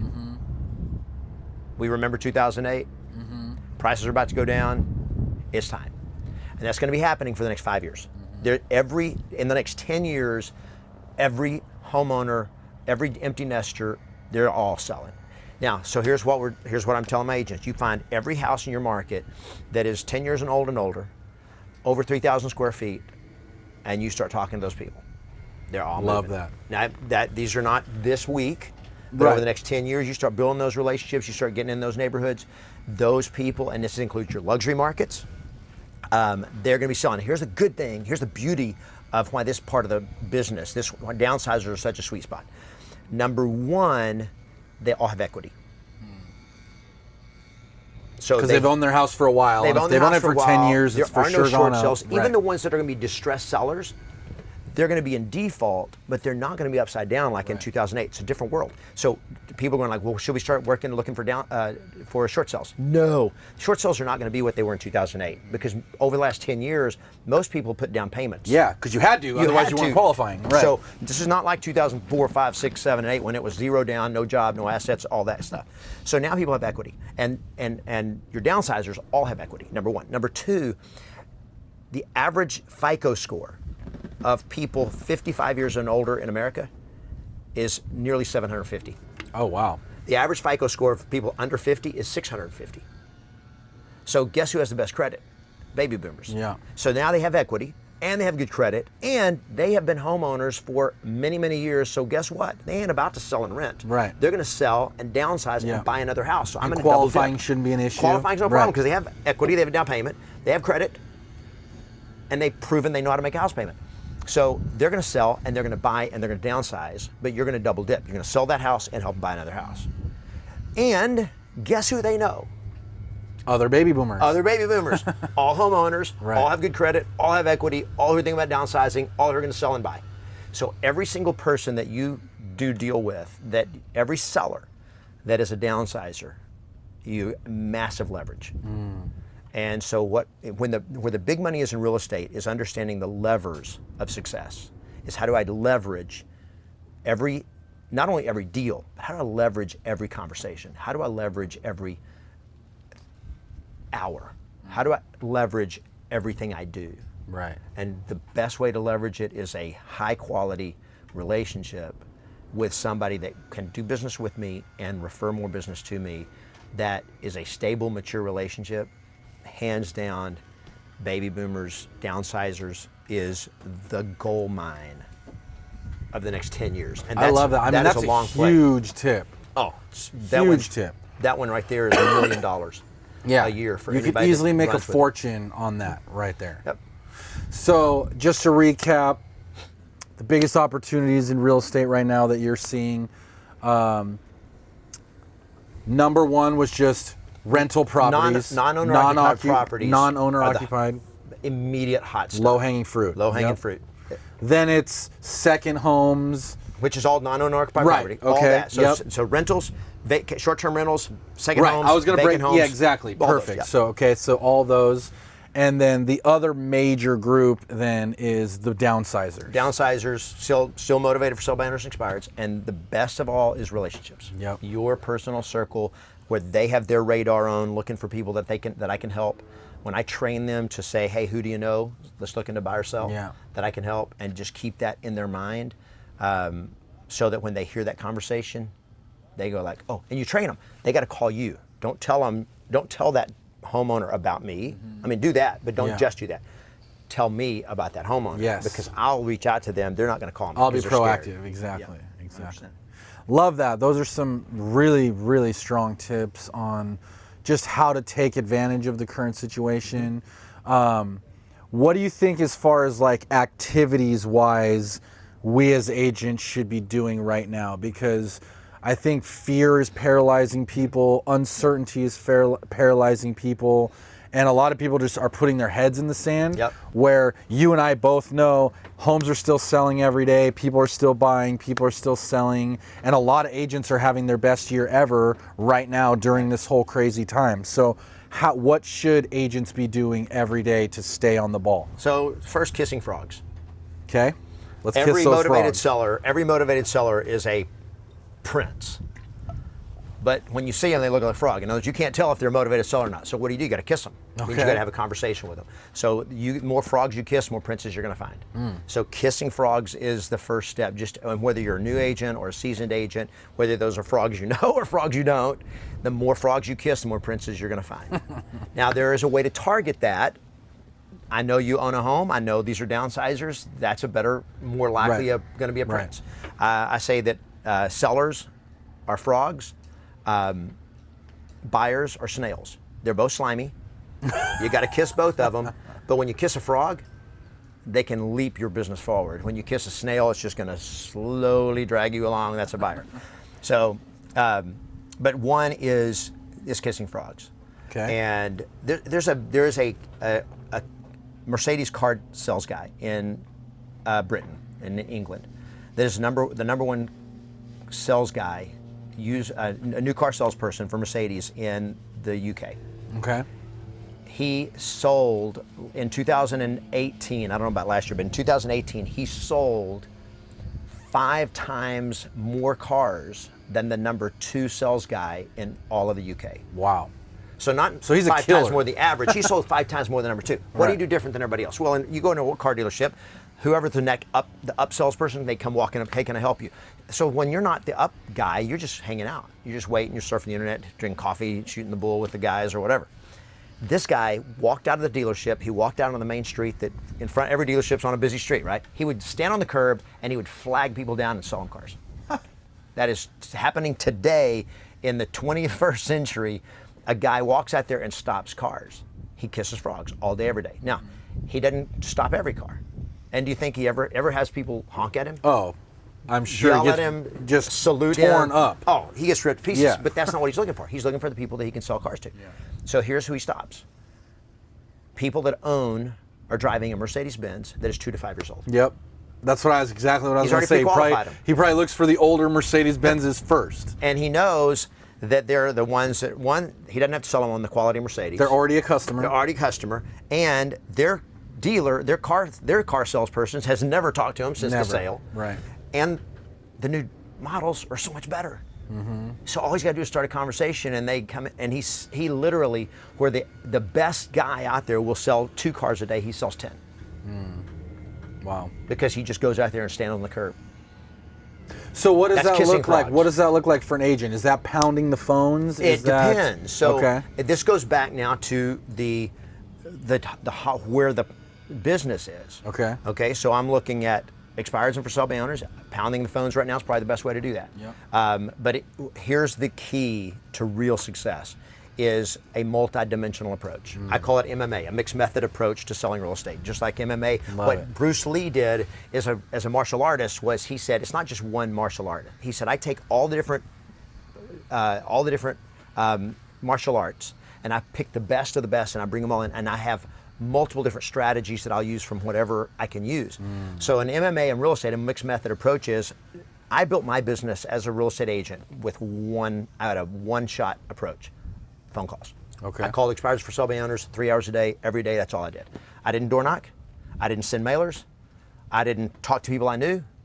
I did one thing. I called for sale by owners expireds every day. And it was either a yes or a no. That was it. You hung up on me, next. It was just that simple. Doesn't work anymore. Now, I mean, it works, but you can't have the success that I had back in the day because it's harder to get people to talk to you. They're less skeptical. They're more skeptical. They won't give you as much time. It's just harder than it was. They have cell phones and they won't. If they don't recognize your phone, they're not going to answer. All that kind of stuff. So it needs a mixed method approach. So now we use phone, we use text, we use mailers. You can door knock if you're in a market where that's right now it's kind of tough to do door knocking. But the point is the more different ways that I can approach that, and we've got a lot of strategies. By the way, I mentioned our event that's coming up, Agent Mastery Live. You can go to agentmasterylive.com, get your tickets. Yeah, check that out. Definitely. It's a virtual 3-day virtual event. We're going to be going deep into these exact strategies of a mixed method approach for getting business today, whether you're wanting to go after the non-owner occupied properties or the expireds and for sale by owners or your personal circle. We're going to lay all of that out of this mixed method approach. So with your personal circle, I taught you call them. And if they're your A team, you call them every month. Well, now calling people don't want to answer their phone. So what do? Mixed method approach. So 1 month you call, 1 month you text, 1 month's handwritten note, Facebook message, email, whatever. Right. But I'm just in a party for my people, a client appreciation party. They're just different. So we use these different approaches and these different angles to create top of mind awareness and to get in front of an expired. If an expired gets a call from me and a text from me and a video from me and a mailer from me or 3 mailers from me, my probabilities of getting them to connect just became way better. Way higher, yeah. And if I can give them a way to check me out without talking to me, it's even better. So we train what we call the online vortex, which is better than them Googling you, because when they Google you, who's in control of the conversation? Google. Google is, yeah. But when you have an online vortex, it means you have a way to get them to come to you and check you out. So how do I sell my book? I have an online vortex. Okay. When they come to thebookofyes.com, they go to get a free copy of my book. I have a video. They can check me out. They can check out my book. They can check out what other people say about my book. And they don't ever have to talk to me, and they don't have to spend any money. Yep. So that by the time they decide to order a book, they've already checked me out. Okay, well, if we can teach an agent to create an online presence that allows people to check you out and feel like, I know that agent. That's my agent. That's the one I want to work with. Yeah. And so we teach what we call the 6 gravitons, which are 6 different elements that we put into an online vortex that makes them go like, I need to talk to that agent. I don't want to talk to any other agents. That's the agent I need to talk to. Yeah. When you put all that, and that's the cocktail. That is a mixed method approach. You put all that together, it is irresistible. I love it. I love the MMA approach. Yep. I love that you called it that too. And and it's 2020. It's 2020. Yeah. This is not. I mean, I started back in the 1900s. Right. Things that worked back then don't work the way they did. Yeah. This is stuff that's working now. This is stuff that's working which is right now. the key. Yep. Yeah. And it's better, but it's different. Totally agree. Everything's different right now on that note. So back to what we should be doing right now. We're kissing a lot of frogs. So that's using the MMA approach, texting, calling, emailing, Facebooking, all of that kind of stuff. What else should we be doing? Well, start with your relationships that you know. And this is, agents are like, but I'm new and I'm like, I'm afraid. You don't know. And one, nobody's going to be upset at you for calling them. People that like you, they like to help you. Right. So you got to be confident. And you got to go in and go like, I'm excited about what I'm doing. I'm learning to be the best at what I'm doing. You got somebody that needs to buy or sell. I don't want them to get stuck with an amateur. They need to be working with me. So you got to be the kind of agent that people want to refer business to. Yeah. So this is like, what's the first strategies?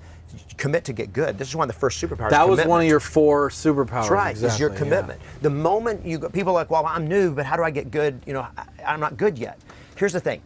The moment you commit to become the best, you just got better. How you approach the business, you just changed the way you show up. You're just going to look at things different. The intensity of the way you show up. You get somebody that starts in the game and they're like, I'm going to become an NBA superstar. Even when they're a kid, they're no better. Matter what, pandemic Everybody or not, wants them on the team. Injury or not. Doesn't matter. Everything, I'm doing this no matter what. That was how Kobe Bryant came into the NBA. Little kid, I mean, he was good. Right. But he came in with that. Tom Brady came in and he wasn't good compared to, he was considered not a good player coming in. At the beginning, in the NFL. Jerry Rice, leading touchdown scorer in the history of the NFL by far. And he was one of the slowest wide receivers ever. Right? But nobody trained like him to be the best. And when he showed up, he said, I'm going to be the best. I'm going to be the best ever. Muhammad Ali. How did he start up? I'm the greatest, even before he won fights. Right. So you got to show up that way and then when you start talking to people, you got conviction behind you. How can I expect you to trust me if I don't trust me? So I'll give you another example of this. So yeah. you got to believe in yourself and in your commitment to helping your clients. So Sergio Nazaro, who is one of my, he's actually one of our, one of our coaches. Besides me, he's our only coach. And Sergio's only been in real estate for 2.5 years. Took him 26 months from the time as a brand new agent when he started full time, 26 months to make his first $1 million. Wow. So that's how good he is. That's insanely Now, fast. here's how he got good. He doesn't prospect. Okay. He doesn't market. Okay. He builds relationships. Go on. That's all he does. Okay. Now, he had some good relationships to begin with, but he's a competent guy. So a lot of agents don't come in with the kind of confidence he had. But that confidence is what let him win. So he's young, so he doesn't like have all these connections with rich people. A lot of his people are first-time home buyers, which he hates, but they're his people. So here's what he did. His first deal, he was one of his friends. And he found out his friend was buying a house, and he goes like, let me help you. And the guy goes, dude, you don't know what you're doing. You're brand new. And he said, I had to fight. And he said, I told that dude, look, nobody's going to work harder and do a better job than I'm going to do. Even though I'm new, give me a shot because I'm going to take care of you because I'm committed to it. And it took him weeks to convince that friend to actually use him. But when he used him, he got the deal, he helped him buy the house, and he won. He got the deal because he was not afraid to fight for the deal. Yeah. And he didn't go in like, yeah, well, my people, they don't trust me, so I got to go out and convince strangers to hire me and try to trick some people into hiring me so I can get good, and then I'll start talking to my people. Yeah, Big mistake. Right. So what people need to be doing right now is trusting yourself, committing to get good, start with that commitment. You take commitment, competence, which you can learn fast if you're willing to get a good coach. Yep. You know, come train with me for 3 days at Agent Mastery Live. It'll change your business. Yeah. So yeah, honestly, just a real quick shout out to Kevin. We have had a lot of agents that are in your program. Emil speaks very highly of you, so shout out Emil. But yeah, definitely check out his event, Agent Mastery Live. Highly recommend it. And his approach is different than a lot of other coaches, which I like. I think it's very grounded in real world experience, which I think is different than a lot of other coaches who just kind of teach theory and somewhat generic, stuff. So just want to give you a plug on that. I mean, appreciate great it. event, great feedback from our agents, and all around, I think. Yes, it's going to be awesome. So, and Sergio is going to be there speaking about how he went from zero to $1 million in 26 months. Awesome. And right now, he's having his biggest year ever. In the middle of shutdown, his business continues to grow. I mean, he's already surpassed last year's production, and he's in the first 7 months of this year. So you just see this kind of growth happen when you do the right stuff. So you got to be out talking to people. Start with people you know. I would be going hard after for sale by owners and expires. There's still not many of them out there because inventory's been so low, and I get that. But then I would start looking at non-owner occupied properties right now. You get their information from your title company or whoever you can go get them from, and you start getting those lists and you call them, you mail them.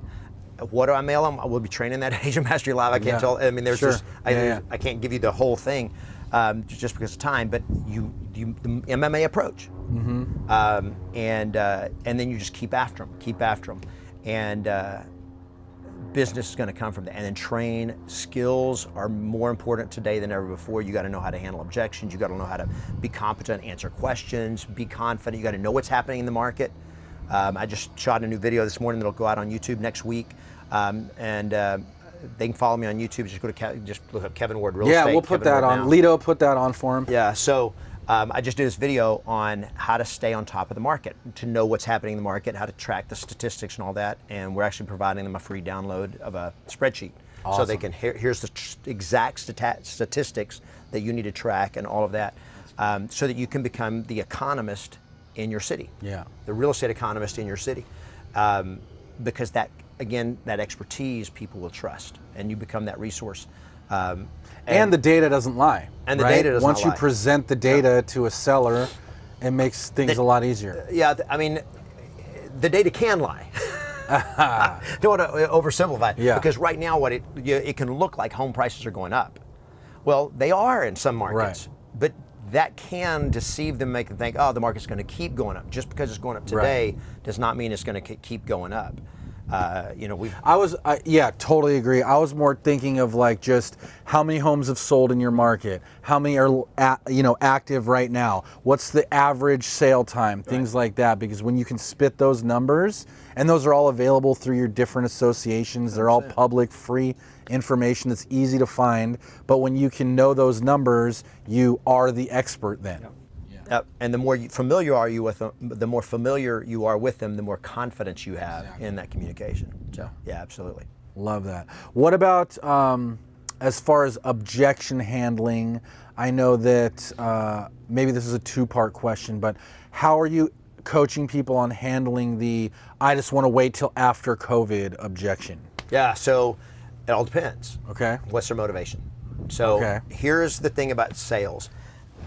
I'm a big believer in, as a real estate agent, that you're a fiduciary, which means you represent the client. Yep. So I do things for their reasons, not for my reasons. So if you're good, you help people that need to sell, and you stop trying to convince people to sell that don't want to sell or don't want to move. So when somebody goes like, yeah, we're going to wait till after COVID, well, tell me more about that. So I want to find out more about their situation.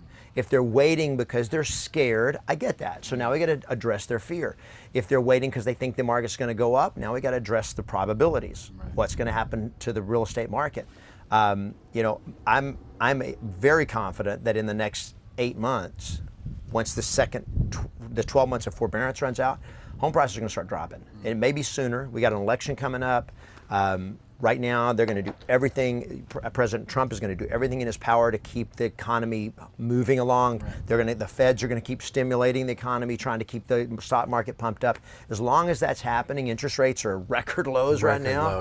They're harder to get, but they're record lows. So people that can buy, there's been that pent up demand. There's still so little inventory that, and again, people are migrating different directions. Some markets are different. So you got to know your market and your situation, and then find out what's their motivation. And if they're like, well, we're thinking about downsizing, okay, now let's have a conversation. Right now is a good time to sell.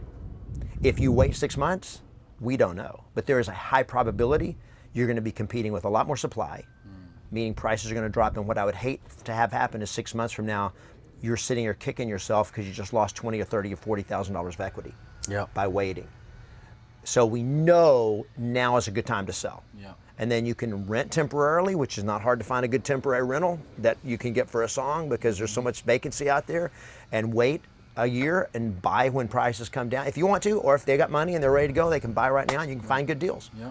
And I'll help you do that. So you be the problem solver. So find out what is their problem. So this is with the objection handling. The easy thing is I can just say, get the Book of Yes. It's got the best objection handlers on the planet. Okay, good. Come to my event, Agent Mastery Live. We're going to be getting the 2020 revision of the Book of Yes scripts. Awesome. Which is dozens of scripts that are not in the original Book of Yes. But beyond the scripts are the skills. And that is, how do I become the problem solver of identifying what is their need, what is their fear, what is their motivation, right. And then I speak to that, and I help them make a good decision. And I wish that I could just say, okay, here's the script. No, but I think that's the easy answer. I think you did give the script. I think the script is simply digging a little deeper. The script is, to your point, it's not trying to convince them to sell. It's trying to understand what they're thinking in terms of why they want to wait till after COVID.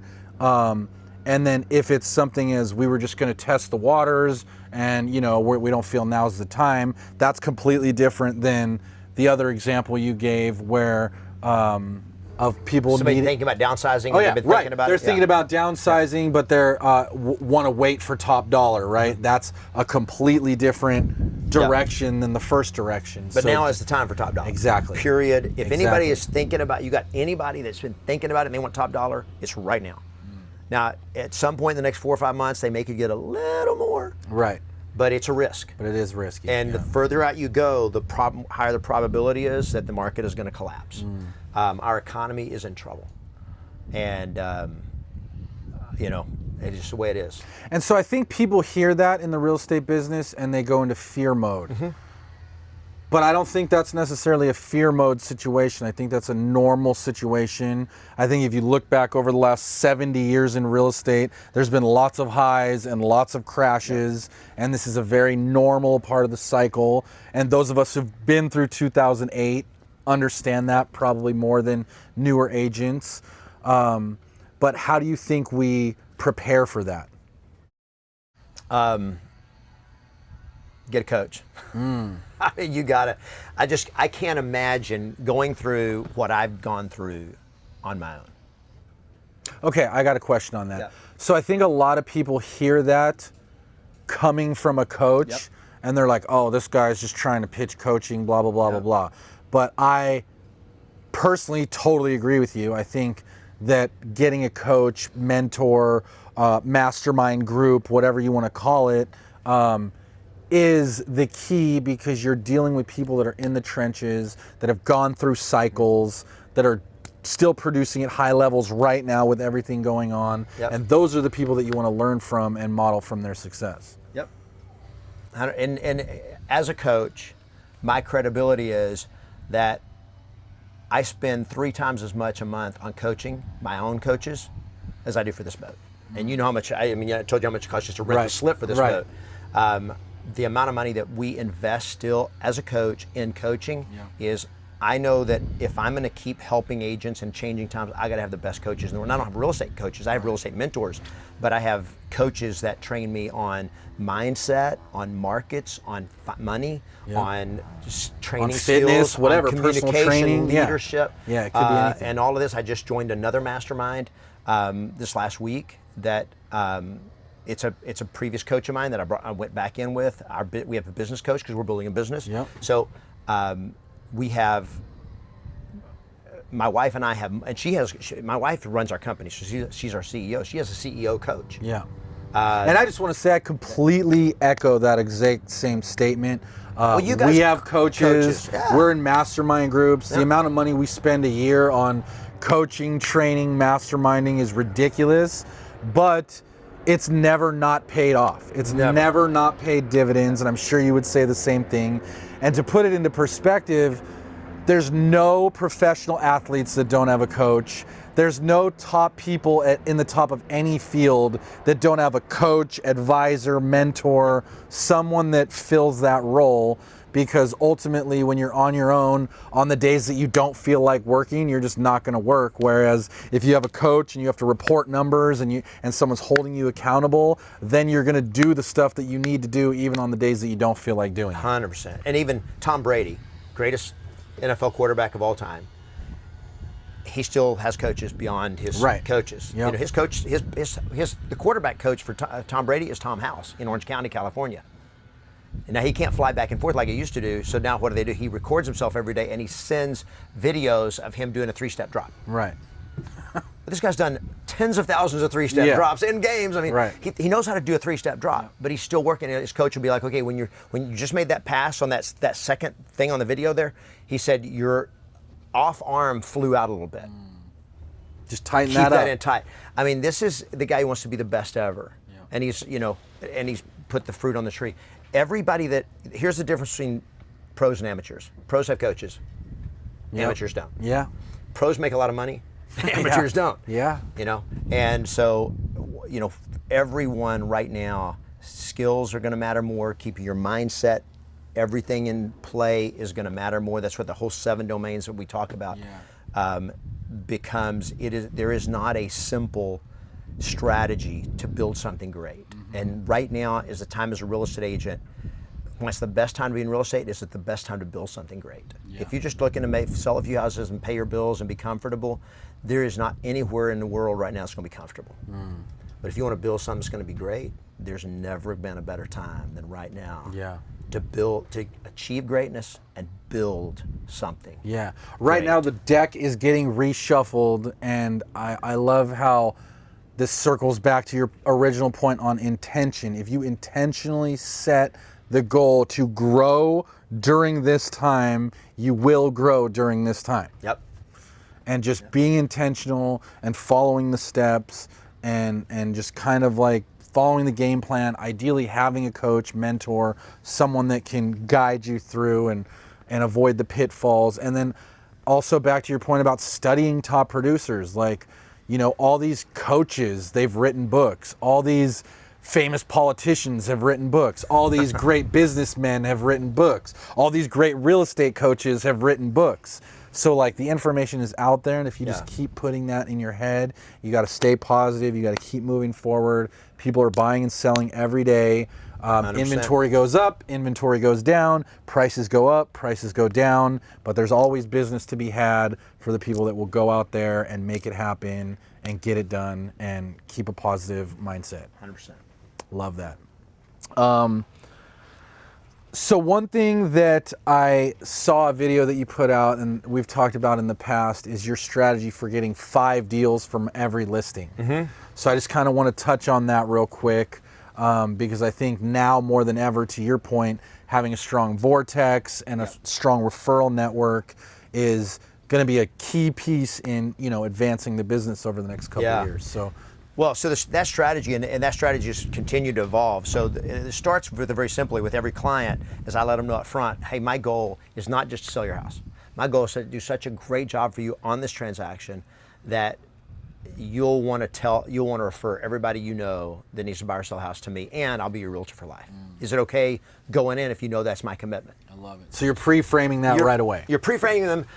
One, you're pre-framing that I'm going to do a great job for you. I'm not just here to get the paycheck. I'm here to build a relationship. And part of that is I want to do such a good job that I get more business from you because of that. And you then say, are you okay with it? Is that okay with you? Yes. Absolutely. Awesome. And obviously you'll be willing to do that if I deliver results. Yeah, absolutely. I used to put it in listing agreement that they would agree to refer me people. I don't really teach this anymore because I found agents push back on it so hard, but I would literally, here's what I would actually say, is I would say, this is my favorite part of the listing agreement, is this is my commitment. If I deliver the results that you like, would you be willing to share with me 5 people that you know that are most likely to buy or sell, and then if I deliver results. Wow. Absolutely. And I'd have an initial. And you would put that in the listing agreement? I put it in the listing agreement. Wow. It's one of those special provisions. And they would always agree to it. No problem. Now, I didn't do that early in my, because I was too scared. And obviously, you're not going to enforce it, but it's a great way to anchor that. But you're getting there now. The intention is there, and so forth. So, first is just putting the word out, putting the expectation out, and I'm not waiting till after I sell them a house. I'm going to earn the right. They trusted you enough to hire you. If they trust you enough to hire you for themselves, why would they not trust you enough to refer you to somebody else? Totally. So, and during the transaction, you have the most communication. You're talking to them the most. You're meeting them with the most. And they're thinking about selling and buying. So who do they talk to? Their spidey senses are going. They run other people, find other people looking to buy or sell. So even then you're getting referrals. So you talk about it, talk about it, talk about it, and talk about it. So that's one way to do it. I'm just going to go into this. I call this the 5 levers of success. Okay. So number 1, there are 5 levers of success, how you get more business. And our previous conversation, I never taught it this way. So number 1 is their sphere. All the people they know. So I'm getting them to creating top of mind awareness. They're getting their minds open to word of mouth, becoming part of my word of mouth marketing team. They're going to use their word of mouth to bring business to me. So number 1 is their sphere. Number 2 is their sale, which means their house. That's the free billboard. The sale of their house actually gives me an opportunity to get more business from it. The just listed, just sold postcards that I can send out, all of that is using their sale, leveraging their sale to get more business. Okay. Number 3 is their story. The story, okay. So now that's their video testimonial. I deliver a great result for them. They're going to do a video testimonial for me. How do I get them to do that? I send them a text message, and I just had one of my new coaching groups just had them send out a text message. I'm not going to try to find it, but I had them send a text message to every single past client. The one that they hadn't talked to in 3 years, didn't matter, is just say, hey, Oliver, hope things are going well. Would you shoot a quick video about your experience working with me and get it to me before 2 o'clock tomorrow afternoon? Nothing fancy, just a quick 2-minute testimonial. Thanks, Kevin. And text that to every single one of them. For every 15 they texted out, they got 3 video testimonials, 1 out of 5. That's great. In one day. Yeah. Now, all of that becomes I can convert that into written testimonials that I can put in my marketing. I can make those videos on my website. These are now video testimonials. When you go to agentmasterylive.com for our event, guess what you're going to see? You're going to see video testimonials of agents that have worked with me that have made money from what they've learned. So that gives you credibility. So now other people become your marketing team. And so use their story, their video testimonial, and just sending out a text, you'll get amazed at how many people just one simple text, because like, I don't know what to say, I'm afraid to ask. Just send a text message. Yeah, and see what happens. Some will, some won't. And you could even say, hey, I'll send you a $25 Visa gift card. Yeah, you can do anything you want like that. Spiff them. Maybe you'll see. And better is just after they do it, send them the gift instead of. Try this. Let us know what happens in the comments below. Absolutely, and it works fabulously. So that's their story. Number 4 is their 5-star review. And that is actually now the written reviews on Zillow, on Realtor.com, on Google, on Facebook, on LinkedIn, and so forth. And then number 5 is their buyer. Every time you, and this is every time you sell a listing, somebody's going to buy that house. That buyer's going to move into that house, and their agent's never going to talk to them again. Which we know. Yeah. So what do? The week they move into the house, I'm going to go by, knock on their door. I'm not going to give them a gift. I'm not bribing them. I'm adopting them. Now, who gets adopted? Abandoned children. Yeah, orphaned children. So these are orphaned buyers. Yeah.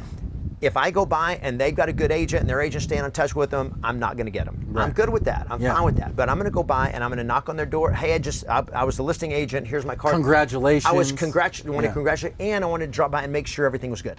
Perfect. The house, everything good with the house, everything working, everything the way it's supposed to be. And what I just did is I did what their agent probably didn't do, is I came by and cared. I did the service after the sale, and if there's anything wrong, if I want the easy way out, I can say, hey, well, have you called your agent? I can put it on the other agent. Yeah. But even better is they go like, well, the dishwasher hasn't been working right. Oh, you're kidding me. Have you called the home warranty company? Because I always put a home warranty on every one of my houses. Yeah. Seller's going to pay for it, but it's going to be there. Have you done that? I tell you what, let me make a phone call. Yeah, let me help you out. Yeah. Very little time is going to be taken. They're not looking at me as if it's my responsibility. So they're looking at me as going like, wow, really? You're really going to help me? Yeah. You're helping me for nothing, because you're not going to make it. They know you're not going to make any money with this, helping them. So they're going like, wow, that's cool. What's his name? They're going to keep that card, and you're going to adopt that client. Now you got their address. You know the address. You can drop them, mail them send forever. Them your mailers and all that kind of stuff. You can knock on their door 6 months later and just, hey, I was just in the neighborhood, wanted to drop by and see how you're liking the house and all this. You can get more relationships, and now they're a homeowner. They're going to sell. They're going to know other neighbors. They just bought. They're going to be. They know other people. So your opportunity of getting referrals from that person and giving them future business is absolutely insane. Here's the statistic. NAR does this home buyer and seller study every couple of years. Pretty much has been the same, and this has been like 85% of buyers and sellers say they will use their agent again. 85%. Okay. But only about 15% actually do. So what I know is discrepancy. 85% chance that person, even if they think they're going to stick with their other agent, that they're not. Why are they not going to stick with that other agent? They can decide they don't like them? No, that other agent's going to disappear. Yeah. They're just never going to call them again. Fall off the edge of the planet. They're never going to follow up. What the statistics show. No relationship. They don't build that relationship. So the opportunity is there for you to have a genuine connection. They're not going to be resisting you because you're not trying to sell them anything. You're caring. This is compassion. This is that superpower. Right? That superpower is there, and I'm the one there helping them. That actually just sparked an idea for another thing that people could do right now. Like, as agents are getting out of the business, which they are going to be inevitably, what a perfect time to take over their book of business, or to ask the broker, hey, can I follow up with all their last sales for the past few years? Yeah. And if you maybe even work a deal with them to where you can kick them a referral fee if anything comes from it. But you could easily take over a brand new set of relationships just off the people that are getting out of the business. I actually train my inner circle on business acquisition. Okay. The fastest way you can, if you want to explode your business, the fastest way to grow your business is not by lead generation, it's by lead acquisition. If you could acquire somebody else's entire personal circle in a way that they come with credibility. And there's a good handoff. So we actually train them how to do that. So we train them, how do you build that? You got an agent here that they've moved out of the state, or they're retiring, or they're in the process of retiring, is how to have that conversation and do. It's absolutely a phenomenal way that you can add a lot of business faster than onesies and twosies. Yeah, no, that's killer. So it's awesome, yeah. But you're right on. That's a great way to grow a business. Love it. I just have a couple more questions. So, in this new virtual world that we're entering, what are some of the top like tools and softwares that you're seeing agents leveraging to be able to continue to do like virtual listing presentations, virtual showings, virtual anything else that you would advise on? Virtual tours. Okay. So virtual tours are the new ticket. Yeah. You got to do virtual tours. And I think just to add to that, I think a lot of people hear virtual tours and they're like, oh no, people really want to go see the houses, blah, blah, blah, blah, blah. But I think the distinction there is if you have 10 houses that they want to see, do a virtual tour on all 10 and then let them pick the 2 that they actually want to see. Yeah. You know, and that way it just shortens the... It's really efficient. Yeah. So it's really efficient. It's efficient for buyers. It's efficient for agents. It's safe for sellers and listing agents and all that with people concerned about getting sick and all that kind of stuff. So Matterport, whether you do your own Matterport camera, using Matterport where the high-tech virtual tours are so incredible nowadays. Yeah, it really is. So easy. And whether you do it yourself or you hire somebody to come in and do it, because if you get the real Matterport camera, they're expensive, but there's other 360 cameras you can use. But they got to be good. Yeah. And again, it's a skill. Most agents don't know how to do a good one. I recommend you get trained or you hire somebody to do it. It's just the best way to do it. But for selling your listings, getting that, you want to have good photographer, good pictures, and then a good virtual tour.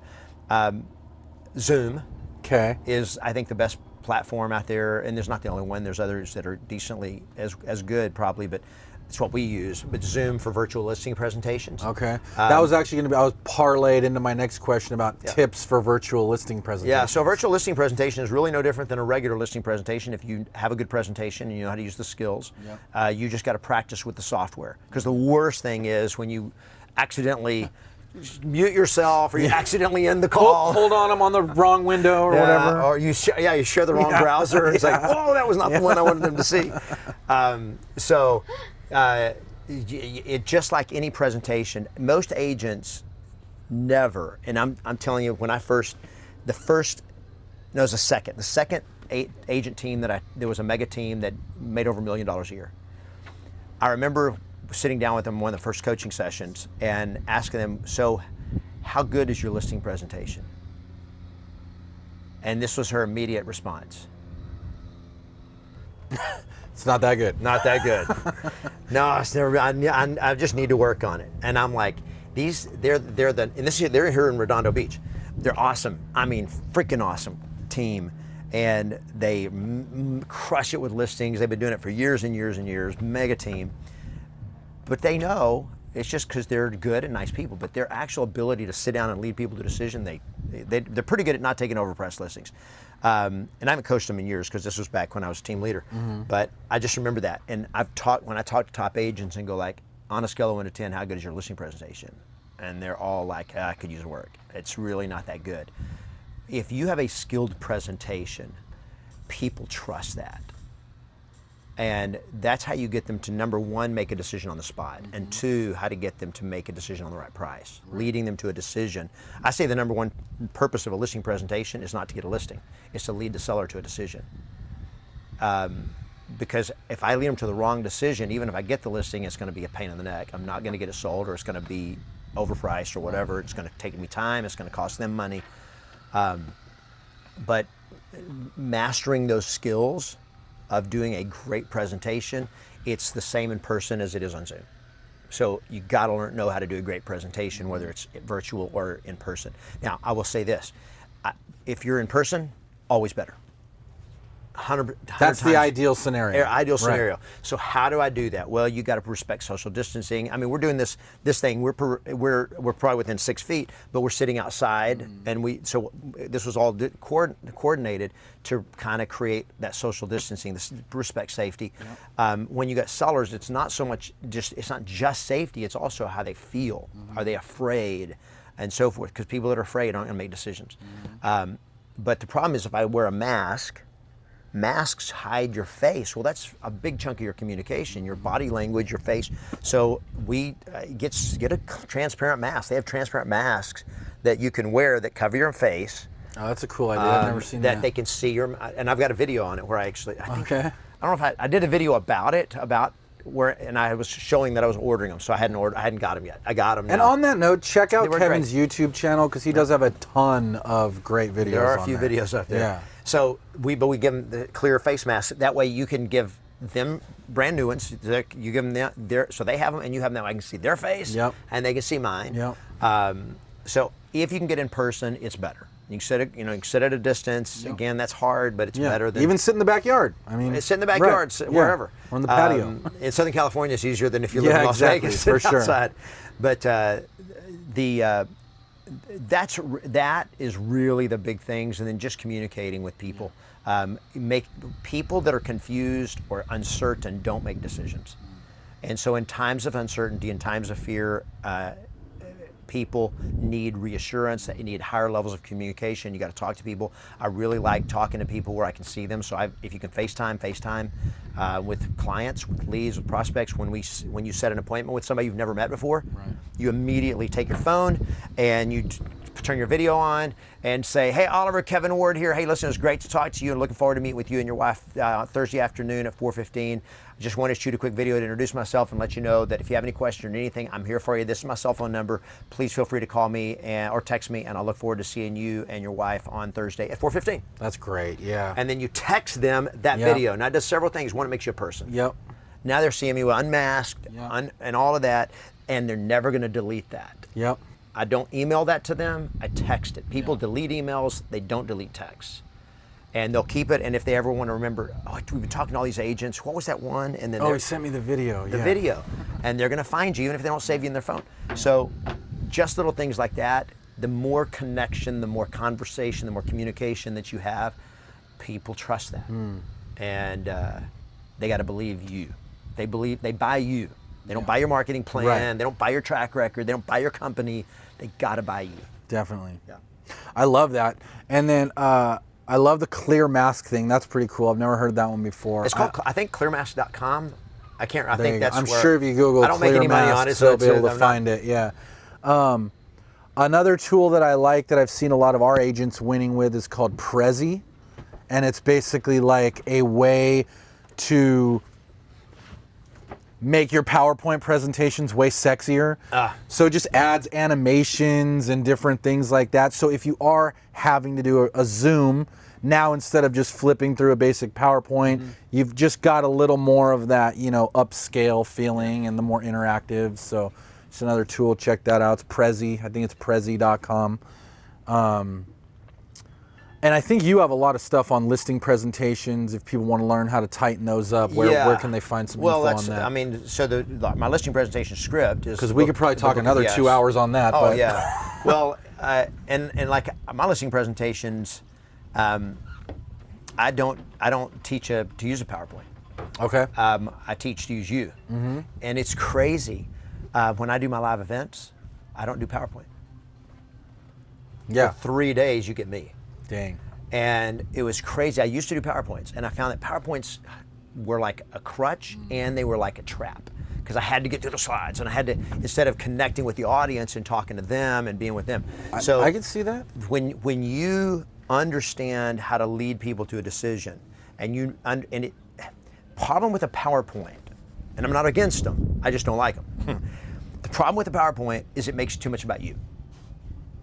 I agree with that. In a listing presentation, it's not about you. It's not about at all. So my whole conversation is here. What you guys want, I'm here to help you guys get from here to there. Right. That's what we're going to talk about. Yeah. And so that's what we talk about. And frankly, most of the PowerPoint stuff, we get it from our brokers, and it's all these stuff, and it puts people to sleep. Unless you are a master presenter with PowerPoint, and I mean, I love graphics and animation and all that kind of stuff. It's awesome if you know how to use it. If you don't, it actually makes you look more of an amateur and makes people trust you less. And a super tip that I learned from Toastmasters on that note is they teach, if you ever use a PowerPoint, never put more than 10 words on a slide. Because then it's really just there to help you guide and stay on track and be efficient. but it's not there to like be long-winded and give 10 slides about yourself and your company that no one cares about. Yeah, I had one of my speaker coaches told me, and I went to his event, and it was just him for 3 days, 4 days, whatever it was. It was just him, and it was like, where's the big screen? Yeah. There was no screens, and I'm like, where's the handout? Yeah, and so I use a marker board, right? Because a marker board, right here, I use a yellow pad on listing presentations. Yeah. That right there, that's magic. This is my PowerPoint presentation. Now that's right your here. PowerPoint, and because I can draw out when I'm explaining to them on why they don't want to overprice it. I can draw pictures. I don't have to. Just do stick figures. But we actually train our agents how to use a yellow pad. Love that. Because it's organic. It evolves with the conversation as opposed to being locked into a PowerPoint. So there's sometimes that a PowerPoint is effective. I use a PowerPoint in my coaching, but I only use it when there's something that I know is visual. Yeah. That if I can show them an image of it, or it's more complicated than I can say it, or I know they're gonna write it down, then I'll show it to them because they can write it faster or whatever. But in general, I just believe that there's nothing more compelling than you. Totally agree. When you have the superpowers in play, it's you. I love it. Back to the superpowers. Back to the superpowers. And then the listing presentation, I think you said was in your book, right? Yeah, Book of Yes. They can go to thebookofyes.com, get a free copy. They just pay postage. Cool. I think you can go to my website, yesmasters.com, and get a free download of just the listing presentation. Oh, even better. There you go. So if your listing presentation you feel like is not where it needs to be, Kevin's got one that you can model that'll get it dialed in. Yeah, absolutely. And then the in-depth training on how to present it and all that we have in our courses and our coaching. Awesome. And all of that, yeah. Awesome. I got 2 final questions I want to wrap up with. All right. One is, so I have 2 sons. One's 3, one's 5. And if you were coaching them on how to be successful in life, what would you tell them? Oh my gosh. Go get your dream. Whatever their dream is, that's all that matters. So when I was a kid, as kids, we all have dreams. Every child has no fear. They have no limits. Everything's possible. Yep. Until our parents, our teachers, our influencers, our environment starts try to condition us that it's not possible, that it's unrealistic, to be careful, to be realistic, to not. And what our parents are trying to do is protect us, because they don't want to get our hearts broken. Yeah. And they know, if you want to be, an NFL player, I want to be a celebrity, I want to be something famous or great, they're going, yeah, honey, and they're afraid of you getting disappointed because they don't like to see you hurt. Yeah. Well, that's the worst thing that you can do. So let your kids dream. When I was a kid, my dream was to play college basketball. I never dreamed of playing professional. I couldn't think that big. Okay. That was never. I was raised in a home where you have small thinkers. And great parents, but they were small thinkers. But my dad, when I was in first grade, took me to see the ACU Wildcats. I grew up in Texas, and Abilene Christian University was in Abilene. We lived 25 miles away. My parents had gone to Abilene Christian. I ended up going there later. And first grade took us to the ACU Wildcats, Moody Coliseum. I walked into that, and I saw the big college basketball players out there warming up, and the smells of the gym, and I could just, all that still in my head. And I was like, someday I'm going to be on that floor. That was my dream. And so I started playing basketball, and my senior year, mom and dad always encouraged me and all that kind of stuff, but it was like college basketball, whatever. That was not important to them, just they liked me playing basketball, and they were, encouraging and all that. In my senior year, we moved, and I had a bad experience with a coach. It was a new town. I was the best player on the team. We were supposed to win state that year, but he didn't like me because he didn't like the fact that I was new and came in showing up as players. That's my story anyway. That's the way. And so he benched me after I missed a layup on the very first game. Benched me. And later that week, he called me into his office and said, hey, I just want you to know you ain't ever going to be a part of this team. And it's up to you if you want to sit on the bench the rest of the year or not. Or you can quit. And I quit. And I gave up my dream. I was recruited and all that kind of stuff later by colleges, but I just lost my dream. And I quit without a fight. And what I remember was my dad telling me, trying to console me, is he said, Bub, there's more to life than basketball. Now, he was right. But what he missed was it wasn't about basketball. It was about my dream. And what he told me was, those words was, your dreams are going to take a that back seat. important. Yeah. Wow. And I think the greatest thing we do for our children is we encourage them to believe that they can achieve anything they want and that their dreams are worth fighting for, even if they're stupid dreams, even if they're dreams that we don't approve of, or if they're dreams that we are afraid are impossible. Those are the best kinds. Mm-hmm. Totally. Go out, let them get hurt. Yeah. That's how you grow. We know as entrepreneurs, you don't ever achieve something great unless you fail. Yeah. Well, how are they going to learn greatness if we don't let them fail greatly? So that's my answer. That's awesome. I love that. I love that. Yeah.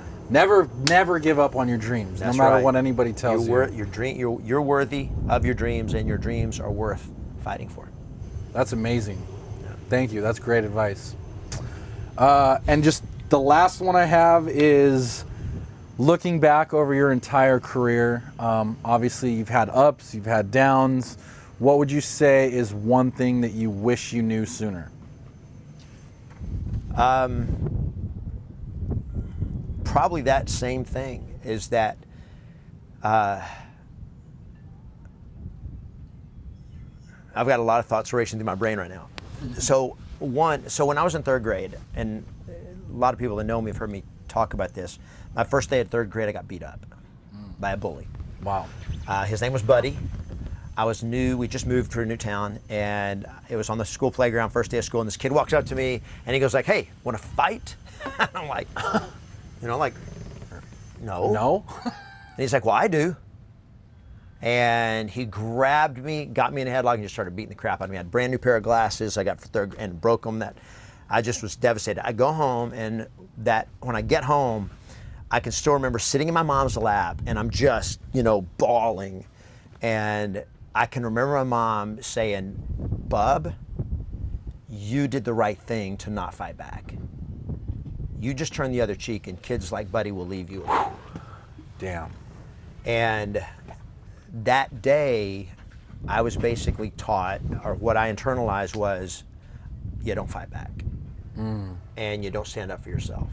So when you're a third grader, one, when you don't fight back, they don't leave you alone. Yeah, that's for sure. That's for sure. Yeah. But the other thing is over time, the only way you can survive is to live in fear. Because if you can't fight back or stand up for yourself, you have to avoid confrontation, avoid conflict, avoid the bullies. So what do? You start avoiding the bullies. So I did this my whole life. If there was one thing that I wish I had known sooner, it was that I was worth standing up for. I love that.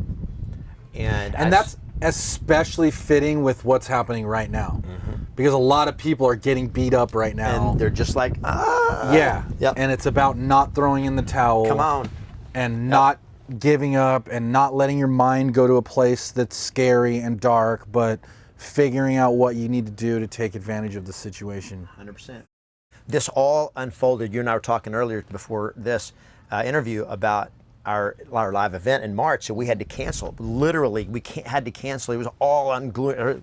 We're coming 2 weeks on. We're still having it. We go to Bruno, or in Las Vegas, went to a Bruno Mars sold out concert, packed house, and it's like, this is going to be fine. And 3 days later, we're canceling, and 2 days after that, the governor of California said shut down and all that, which is great for us because that way we got our money back from the hotel. Because we thought we were going to lose tens of thousands of dollars, but the hotel wasn't going to give us our money back because they're like, it's not force majeure anyway. Right. But I just remember after we had to cancel it, I'm like, game on. This is going to be awesome. I don't know how we're going to fix it, but we're going to win.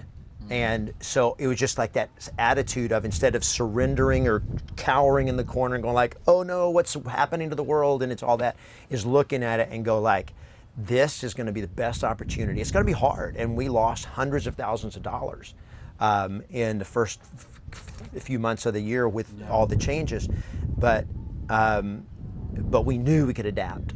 And it was like, okay, let's go. Here we go. We're going to adapt.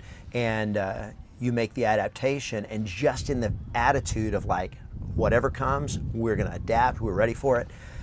That puts you in a position of power. I love it. And I've done that at times in my life, like when I started this company, when I was broke and did it. Now this time we weren't broke, so that helps. But I did it when I was broke, but it was still like, okay, if I have to sleep on an air mattress, bring it. Yep. Because I will not give up my dream. And that's what you have to do right now, is every day dream. In fact, we have 5 mantras. Okay, this is my last thing. It's the last question. Let's get it.